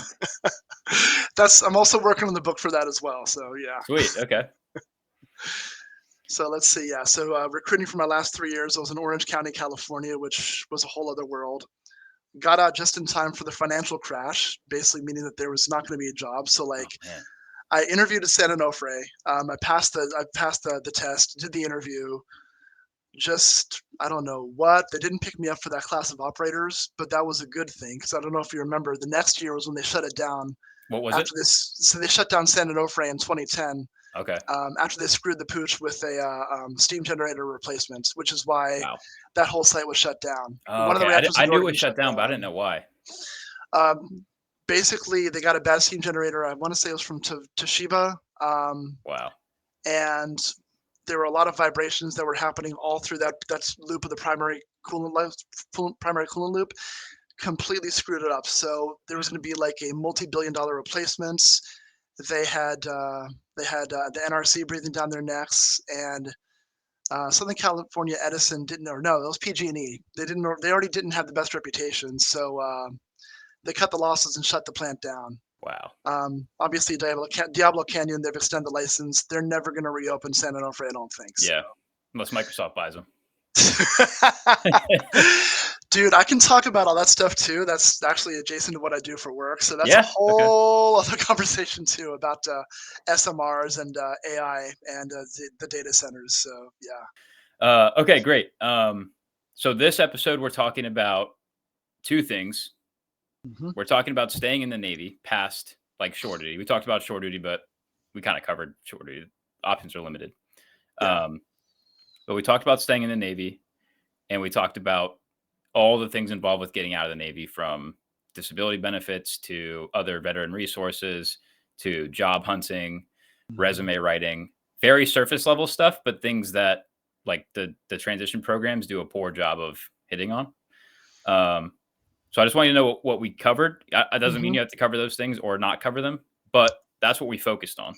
Oh, I'm very happy to cover those things. There's okay. I've got some pet peeves there as well. And okay, honestly, yeah. So in that case, that's a lot of my work for next year. So just say whatever you have to say. I think it'd be good.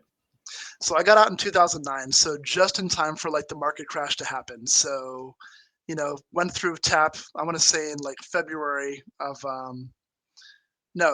2009, right before I went on terminal leave.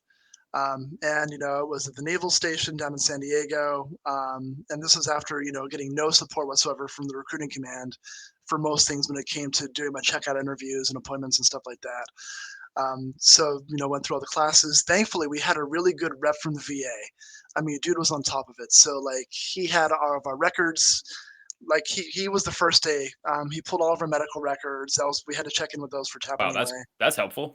Yeah, it was. Dude was he was from the DAV, Disabled American Veterans. And I can never say enough good things about them because, honestly, like, if all the VSOs were operating like them, we wouldn't be in a lot of the issues we are with when it comes to the VA and claims, quite honestly. So, like, do you see similarities between the job market now and then? I know we're not in a financial crisis, but I think it has to do a lot with just the lack of awareness of how to go about approaching it from the military side. Interesting. So, like, what we got in TAP class was, yeah, we'll work on your resume for you. Then go out to Office Depot, buy a nice ream of paper, have, print the resume up on fancy paper, Yep. go to job interviews or go to career fairs, and they're going to hook you up. And that was really unhelpful. I Yeah. went to, I think, 2 career fairs. I got an interview with Sears for a service tech job. Oh my God. Showed up to the interview in a suit because I didn't know any better. I aced the test, but then the starting pay was like $9 an hour in 2009. So I'm like, no. And they didn't last much past that. Exactly. Yeah, Yeah. that's the other thing too. Yeah. And then there's a control room operator job for one of the peaker plants in East San Diego County, but they interviewed an officer the same day, so he got that one. Classic.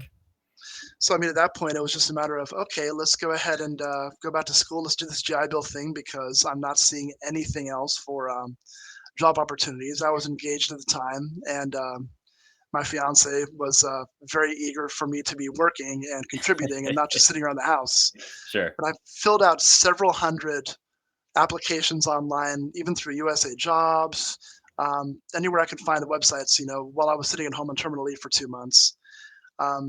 So just, yeah, that wasn't working. So July of 2009, even after filling out more of these resumes and job hunting during this time and getting those 2 interviews, applied to San Diego City College, started with a trig class to catch up on my math because, let's be honest, nuke math and engineering math are 2 very, very different things. That is a fact.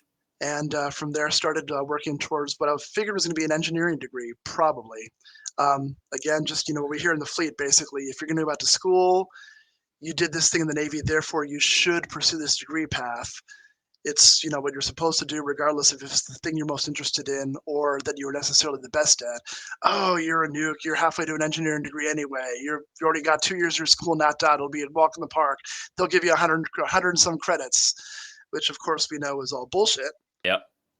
There's exactly also 2 online colleges where that applies to. Yeah. And I could say a lot about those too. But I mean, to be honest, outside of the nuclear power world and some very, very niche industries, they're not really, they don't transfer. And that's also for good reason as well. Saying this as a degreed engineer who will probably be taking the PE exam next year. So, yeah. So yeah, got into San Diego City College, and I was lucky there.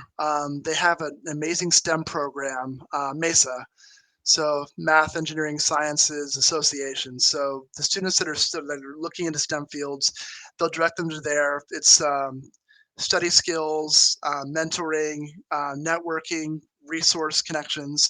It's an amazing network. Actually, the founder just retired this past year. And honestly, if I hadn't found that, I don't know that I would have made it through school at that point in time. Really? Do you think that you needed to learn different study habits? I absolutely did. Really? Also, I also needed to learn that just because I had been a nuke didn't really mean anything on the outside. Yeah. And I wasn't necessarily going to be the smartest person in the room anymore. Yeah. And honestly, I really wasn't the smartest person in the room back then either. But it is an interesting pill to swallow when that happens. Yeah. That took a long time for it to fully sink in. Yeah. But honestly, that's the biggest lesson that I tell everybody getting out of the Navy now is realize you need to humble yourself. You're not the hottest shit anymore. There are people out there who are going to be better at things than you. You need to broaden your worldview just in particular. What do you think that is that perpetuates that stereotype, I guess, where everyone that joins, everyone that's in, and everyone that just got out all thinks they're going to be a hot commodity? Why does that happen? And why isn't it true? Honestly, I think it's so. I mean, look at who the career counselors are. These are folks who've senior enlisted, who've made their career in the Navy or in the military in general, have not spent any time on the outside. Right. And they're repeating information that they heard from their supervisors from years before.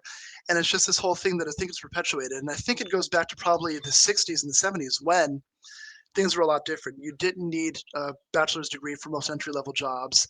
And it was a very different job market in general. You heard the stories from your parents or grandparents about, I'd walk into this office with a pressed suit and a snappy resume, and then hire me on the spot. And a year later, I was an assistant vice principal, or vice president. Yeah. It's not like that anymore. And the military, because of just how siloed it is and how separate it is so much of the time from the civilian world, just isn't aware of that. And even if you're looking at like contracting, like military contractors who are working alongside us in the fleet, on bases, in the yards, it's still also it's still a very similar world, and it's still pretty different from most of that of corporate America. So I think it's the fact that you're not getting information from the outside, or Right. if you are getting information from the outside, it's being discounted. Oh, that's not really how it is, or worse. Dude that I worked with in recruiting, he was a BM2 when he worked for me. He changed rates to cross-rated to NC, Navy counselor, career counselor, to be able to pick up first and then chief, because bosun's made. And he retired as a chief actually just a few months ago. Holy cow. And I know the bad information that he was passing out to his sailors, because I was seeing it in his own Facebook stuff. And I'm constantly privately messaging him, be like, dude, Heath, this is bad information. Let me tell you this for a fact. Like, this isn't how it works in the real world.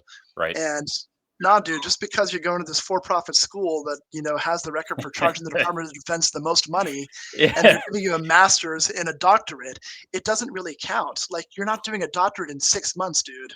Yeah. And he's not getting that. But I know that this is the information that he was giving to the junior sailors that were trusting him as their command's career counselor at however many commands, to give them the right information and the right guidance. So you've got this whole system that is just very, very insular. It's very self-contained. And there's a lot of inertia there where there's not accepting any information from the outside world, or the information from the outside world just isn't permeating in, probably a little bit of both. And I think that's where we get that from. Yeah. What would you tell? So if I'm in depth right now, or I'm sitting in A school or power school, I could listen to this and think, well, fuck, the only reason I did this was to set myself up for the future. How can they best utilize the experience that they signed up for now to get more out of it later?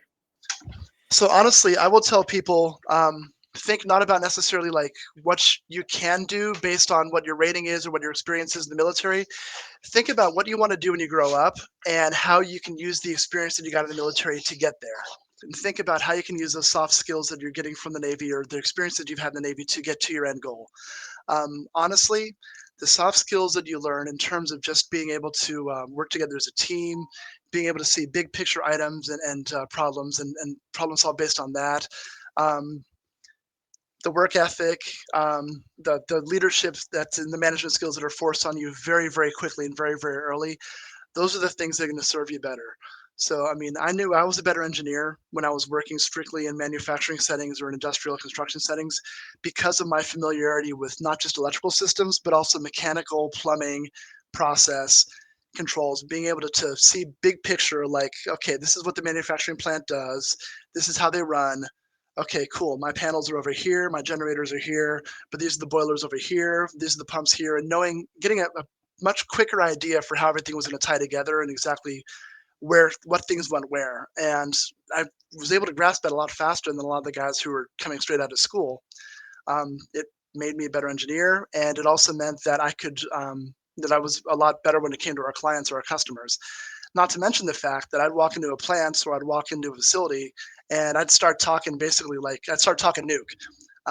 So, you start throwing around the lingo, talking about, the pumps and the motors and stuff like this. And, technical guys have an ear for that kind of thing. So they pick up, okay, you actually know what you're talking about. You're not just blowing smoke up our asses, and you Yeah. actually understand how this stuff works.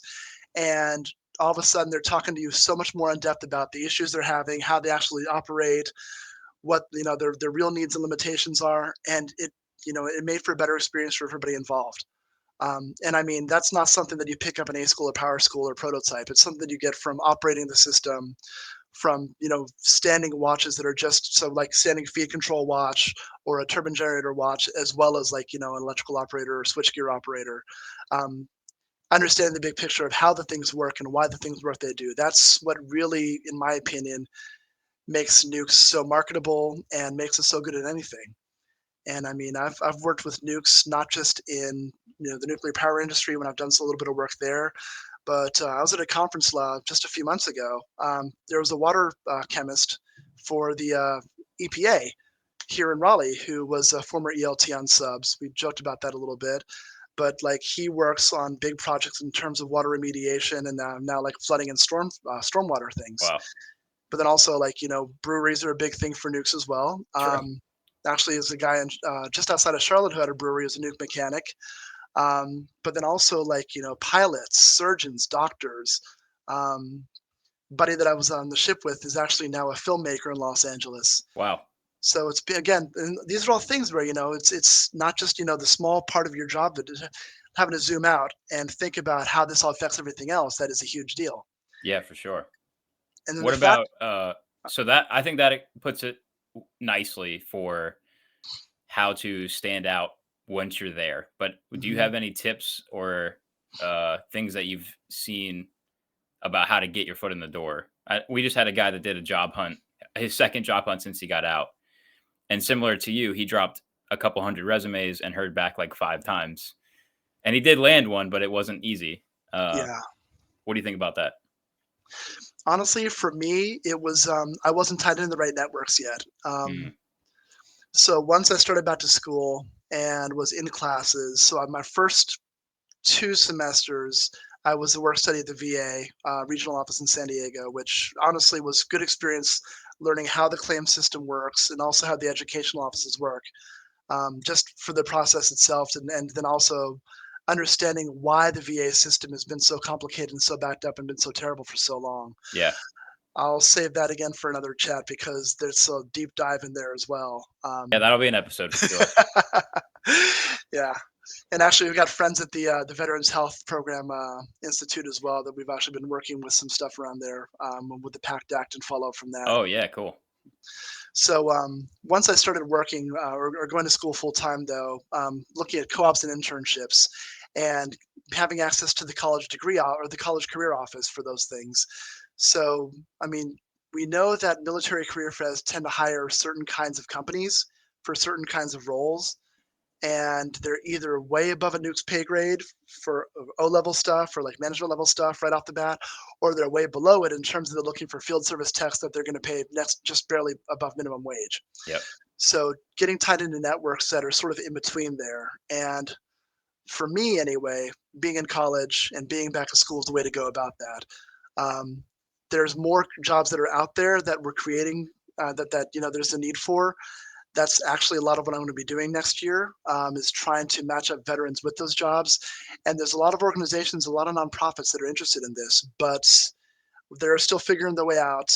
They're still trying to navigate the different programs within the military and Department of Defense in general, and then also find veterans. So it's a matter of trying to find each other in a dark room when you've got maybe a little tiny, you don't even have really a flashlight.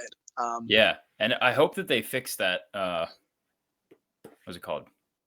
Bridgetown? Skillbridge? Skillbridge, yeah. I hope that works. So actually, so the RAND Corporation put a study out in, I want to say June, where they actually did an economic analysis of different transition programs from the military into civilian sector.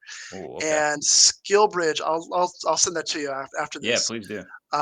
Skillbridge actually was barely a blip just because of, again, how piecemeal it is, how spotty it is to actually be able to find the jobs in the right location. And then honestly, let's be honest, for us and for a lot of other folks that qualify as essential personnel, so like your facilities folks in the Air Force or your security folks, your air crew types, anybody that, basically, has a hard time getting leave, they're not going to get approved for this anyway. True. And a lot of the time, these are the folks that have the most technical skills and the most sought after skills by these companies. So there's a huge gap in availability and a huge gap in need and ability to use these programs. And that's something that needs to be addressed at big DoD level, because so much of the time this is at the discretion of the local command. Yep. And let's be honest, when you're getting out, the command really can give two shits less because yeah, we talked about they're we had losing guys. you. Yeah, we had guys that were going through TGPS taps and would Mhm. come back and have to do maintenance. Yeah, exactly. Like that's crazy. Well, I mean, that was the whole thing, like to be able to finish my checkout medical and dental appointments, like my boss was wanting me to drive an hour and a half back to Orange County from San Diego afterwards when I had another appointment the next morning. I'm like, oh my God. I'm not going to get there until 4:00 in the afternoon, and I've got to be back in medical at Balboa at 7 in the morning. You want me to come up to Orange County? That's a whole thing too. Yeah. So, I mean, yeah, exactly. Like, because they've already dismissed you because they're like, well, you're leaving us, so we're going to leave you. Yep. You're not going to get the support for those programs, and that's honestly, in my opinion, a big problem with the TAP program in general. Agreed. It's an afterthought by Department of Defense because they really have no incentive to care about folks who are getting out. There's no metric. There's no readiness point. There's no operational point there. There's nothing that they can contract out to some, to some fancy SAIC It or would whoever be else. a pretty interesting recruiting tool that they could use to say, even if you just want to do your 4 or 6 and out, look at the success rate that we have but they're so short-sighted. That's a really good. I hadn't even thought about that. That is a great idea. Yeah.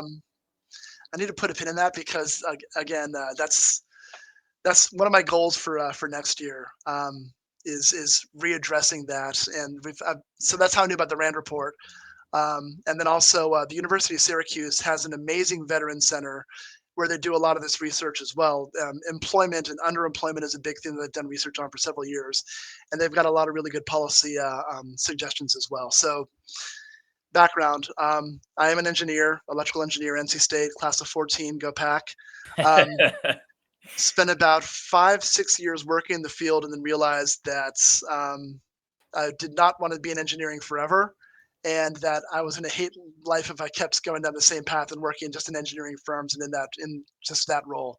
A lot of it, especially because in this area, like if you're working in consulting, it's expected that you're going to jump between firms like every 2-3 years, A, to get pay raises, B, to advance, Right. and then C, also to get to move on from the toxic leadership of whatever company you're at.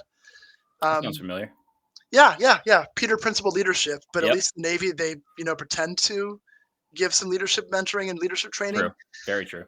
I mean, I worked at 3 different private sector firms for 4 different managers. Oh my God. I had one really good manager who then went to a different firm because it was more aligned with what he was wanting to do. Right. And then when I left the other 3 firms, like within 6 months of me leaving, the rest of the teams in the electrical department had all turned over for the same reason. Wow. And even the university that I was working at, the university extension office that I was working at when I was in grad school, same thing. Like 1, 2, 3, 4, 5 of us left in about a 9-month period. Oh my God. Because of the manager.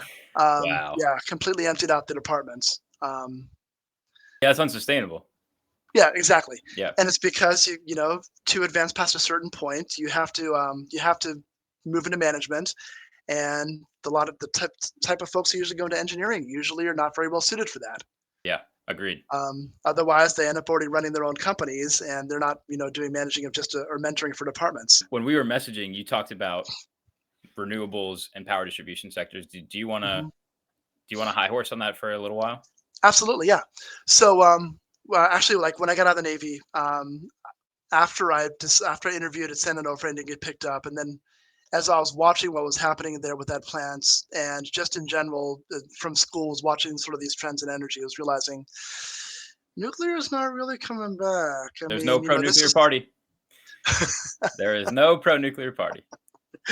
Well, it's I would say it's a matter of there's no really pro-nuclear economics, honestly. You think so? That's really the bigger thing is it's the economics. I've never been on that side of it, so I mean that makes sense. But that's a lot of my day job now is with the policy side of that. Okay. So I decided to go into renewable. Like I wanted to do something like environmental based, just from my from our deployment and our cruise around South America, and just seeing, like cities made out of like trash piles in the deserts of Peru, and just like it hit me, like it shook me. And then seeing similar to that, like in Indonesia or in Malaysia and Singapore as well. It's like, okay, what can I do to try to leave this world a little bit better place? So I almost went into marine chemistry. At the last minute, decided to stay with engineering. That might be a good what if story someday if I'd gone into chemistry instead. But I actually moved back from San Diego to North Carolina, my home state, to go to North Carolina State University because of their renewable electric energy program that they had started up a few years before that.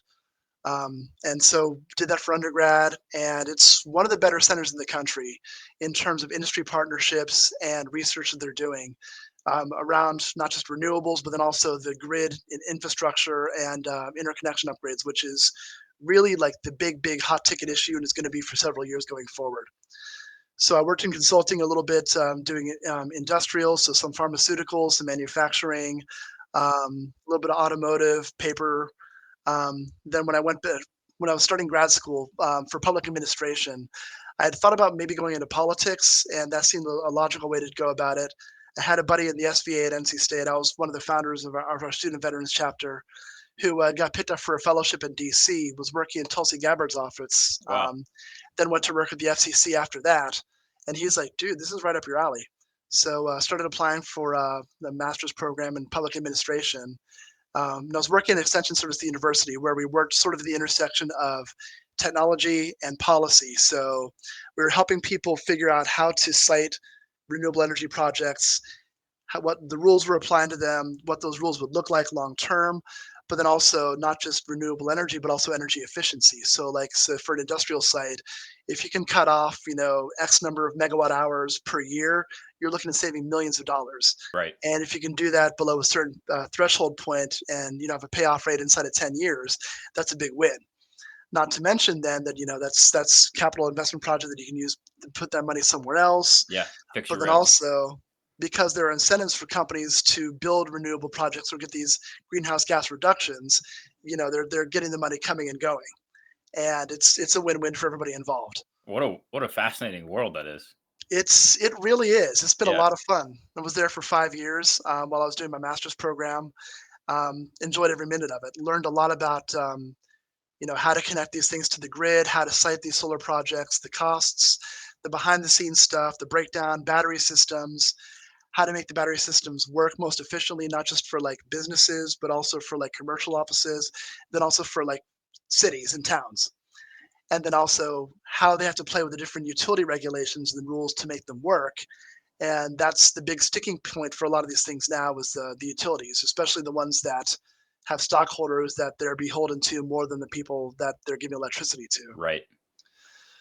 That So, makes sense. yeah. So as I was I think finishing everyone, that. you can see that play out in the news. Oh, absolutely. Yeah. Absolutely you can. Yeah. Well, let's see. So how do you think nukes, maybe nukes that are getting out soon, how do they tie into that whole world? So we know we know energy. We also know the mechanical piece of it. We know the big picture for how things work. We worked in power plants basically, and those power plants, for all intents and purposes, were microgrids. So little miniature self-sustaining, independent power systems that could potentially tap out to an outside grid to get power. The number of times I've had to tell people that no, they can't power back to the grid. I do that pretty constantly still, honestly. Yeah. But microgrids are a big thing. Like we're Yeah. seeing small cities and towns that are having their own installations, whether solar and storage or wind and storage, or it's pumped hydro where you've got a lake that and the dam system where you save energy when it's cheap by pumping the water out to the top of the dam. Then at night or when you need it, you drain it back down. So these are all these things that we already have little bits of experience here and there. It's just a matter of once you figure out how the system works, everything else, like we can already see the big picture of that. And then also for things like the interconnections and for like distribution centers. So I've got a buddy who was a nuke. I want to say he was on maybe Enterprise or Nimitz, who's here in Raleigh, who works in a distribution center, basically dispatching power to different parts of the grid. The senior nuke electrical watch in an aircraft carrier is load distributor or load. Right. Yeah, Load dispatcher? load dispatcher. Thank you. Yeah. Where you're not even operating a panel, you're sitting in front of a panel and talking on the phones to people who are doing that. Right. That's a whole career field, and that's a very well-paying career field that requires a certification through NERC that we are actually very, very good at doing and passing. There's actually a group for that as well. And as we're expanding out the grid, we're going to see more of those jobs needed for not just actually operating, but also doing the analysis to figure out how to get the power from place to place when. Okay. So a lot of the analytical skills that we have to use where we've been taking logs for weeks on a time to look for one little change in a number. One to red notice circle, on yeah. the trend. Exactly. That's a lot of what this is when it comes to electricity, when it comes to the grid, when it comes to grid management. And as we're building more renewables, you're seeing a lot of the power generation is going to be closer to the end user. So basically, there's a solar farm that might be, say, 10 miles away from me that I'm getting my power from most of the time. versus the nuclear power plant that is 45 miles the other direction. That's pretty Where cool. Yeah. But I mean, we're getting that for base load, and it's probably powering the lights right now because it's dark as hell outside, and we don't have batteries yet. It's cool that you actually know where your power is coming from. All I Mhm. know is Well mine's renewable. I have no fucking idea. It's a small world. Like, the number of nukes who are in energy, like, in every sector of it is amazing, and Yeah, it that's really really is. exciting. And that's the thing too, like, there's a network here, and it's not just nukes, it's military in general, and we're just needing to connect active duty with that network, and that's Yes, a big challenge. it is. So I work for a nonprofit now that works in a lot of these sorts of issues where basically military veterans, when you say as a veteran, people shut up and listen to you. I'm sure you've noticed using that power to get stuff done. So we were advocating for the PACT Act, helped put pressure to get that passed. Nice. Wow. The Well, Inflation Reduction Act. My everybody boss, appreciates that. seriously. Both of Well, those things, I hope. yeah. Well, I mean, the number of jobs that are coming to everywhere for the Inflation Reduction Act that are going to be here, and like we're projecting another 2 million at least in Yeah. the next 10 years. But like my boss was besties with Joe Manchin, trying to get that bill across the finish line 3 years ago, and so Yeah, he won't I don't talk know to me how now, but I don't know how political that still is going to be, but it is. I mean, what a tremendous piece of legislation that was. the thing is, like, everybody they try to talk tough about it, but when you're seeing these small towns and communities that have been passed over for so long, Yeah. getting these jobs and getting these projects and putting people back to work and bringing manufacturing back, they're not going to fight it that hard. Yeah. At least not for long. Because exactly, Yeah. because I mean, these are the people who need it and have needed this for a long time, and I'm proud to be able to say that I've been helping connect those communities with those resources and Yeah, get that's them awesome, man. in those roles, and that's Do you want to and it, do any like plugging of the nonprofit or anything like that? I don't know I'll how. I'll mention the nonprofit. So it's Common Defense. I'll Okay. send you the link as well.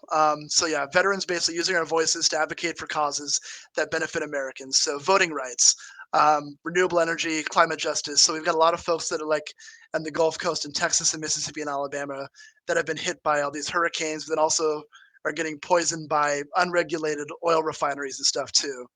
Um, but then also like getting people back to work. So we're expecting there to be 3 million new jobs over the next 10 years in the energy sector, not Damn. just renewables, not just building, but operations, maintenance, construction, And if building you new live in transmission Texas, lines. guys to walk around and knock on your door and ask if you want solar.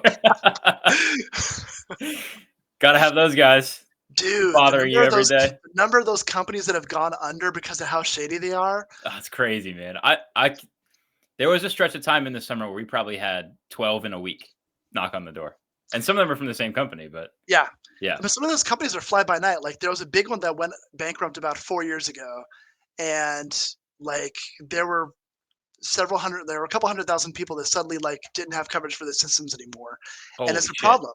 Yeah, So the center that I used to work at actually like they're working with a few other groups that are actually trying to get like guidelines put together to make sure that these companies are actually legit, they're actually going to do right by the customers and create a database and like a checklist for how to know if they're shady or not. And yeah, that's good. but Because we they'll bring need their it. own checklist to try to tell you that they are not shady. So Exactly. yeah, cool, man. Well, I don't know. Is there anything else you want to cover for this one? I'd love to have you back, but Yeah, so I'm just saying that yeah, the big push for my group next year, and working with a lot of other nonprofits in the sector, is getting military veterans and getting underrepresented groups in general into these energy jobs. So knowing that we're building not just solar panels and battery systems and wind turbines, we're building transmission lines, we're building interconnection drops. We're going to be, putting in transformers and substations that are going to be more resilient. They're going to be better for storms. They're going to be less susceptible to terrorist attacks, because we saw that in North Carolina. And my goal is to get veterans doing those things. cool, And man. so I'll That's awesome. be happy to talk more about that in the future as we're firming it up. But there's a lot of small programs here and there. It's just getting everybody under the same umbrella. Nice. So yeah. Well, I really appreciate you talking to me. I would love to Absolutely. go into a lot of those things down the line. So Definitely, yeah. you're welcome back anytime. I will. I'll ping you if I think we're going to talk about something that would be of interest and would help us Absolutely, yeah. be more And knowledgeable about stuff. I'll keep my ear to the ground too. And if I see something y'all are talking about and I'd like to chime in, I'll let y'all know too. All right, man. I appreciate it. Yeah, cool. I'll cut this up and I'll let you know when it's out. Awesome. Thanks so much. Yeah, man. Nice to Have a meet you, good one. Ted. You too. Likewise. Before everybody hangs up, I don't know if you're going to take it off air, but I have one quick I'll leave it Marcus on. story. I always leave it on because the best shit that Jimmy ever says happens when I Okay. fucking stop recording. So It's true. So last week, or 2 weeks ago, after we got off, I was messaging Marcus. And long story short, he told me a story one time. I remember I was sitting in Condensate Bay with one of the people. He told me a story. He said on one of his first boats, it was a Saturday duty day, and he went into a junior officer's stateroom. They both took chem wipes, cut a hole in the middle of it, got and put their through it. Okay. Then they both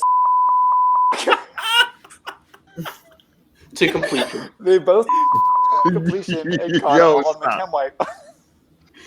So I text, and the whole time he's telling us the story, I'm like, Marcus, This did not that's happen. fake. That's Yeah. fake. You don't have to, like, I know we're all telling funny stories here. That didn't happen. Yeah. So I texted him, and I said, Marcus, it's been long enough. You can just tell me that shit was fake, right? I love that you're still thinking about it. It has been in my head ever since. There's not a moment that goes by that did not cross his head. He said that was the realest shit I ever wrote.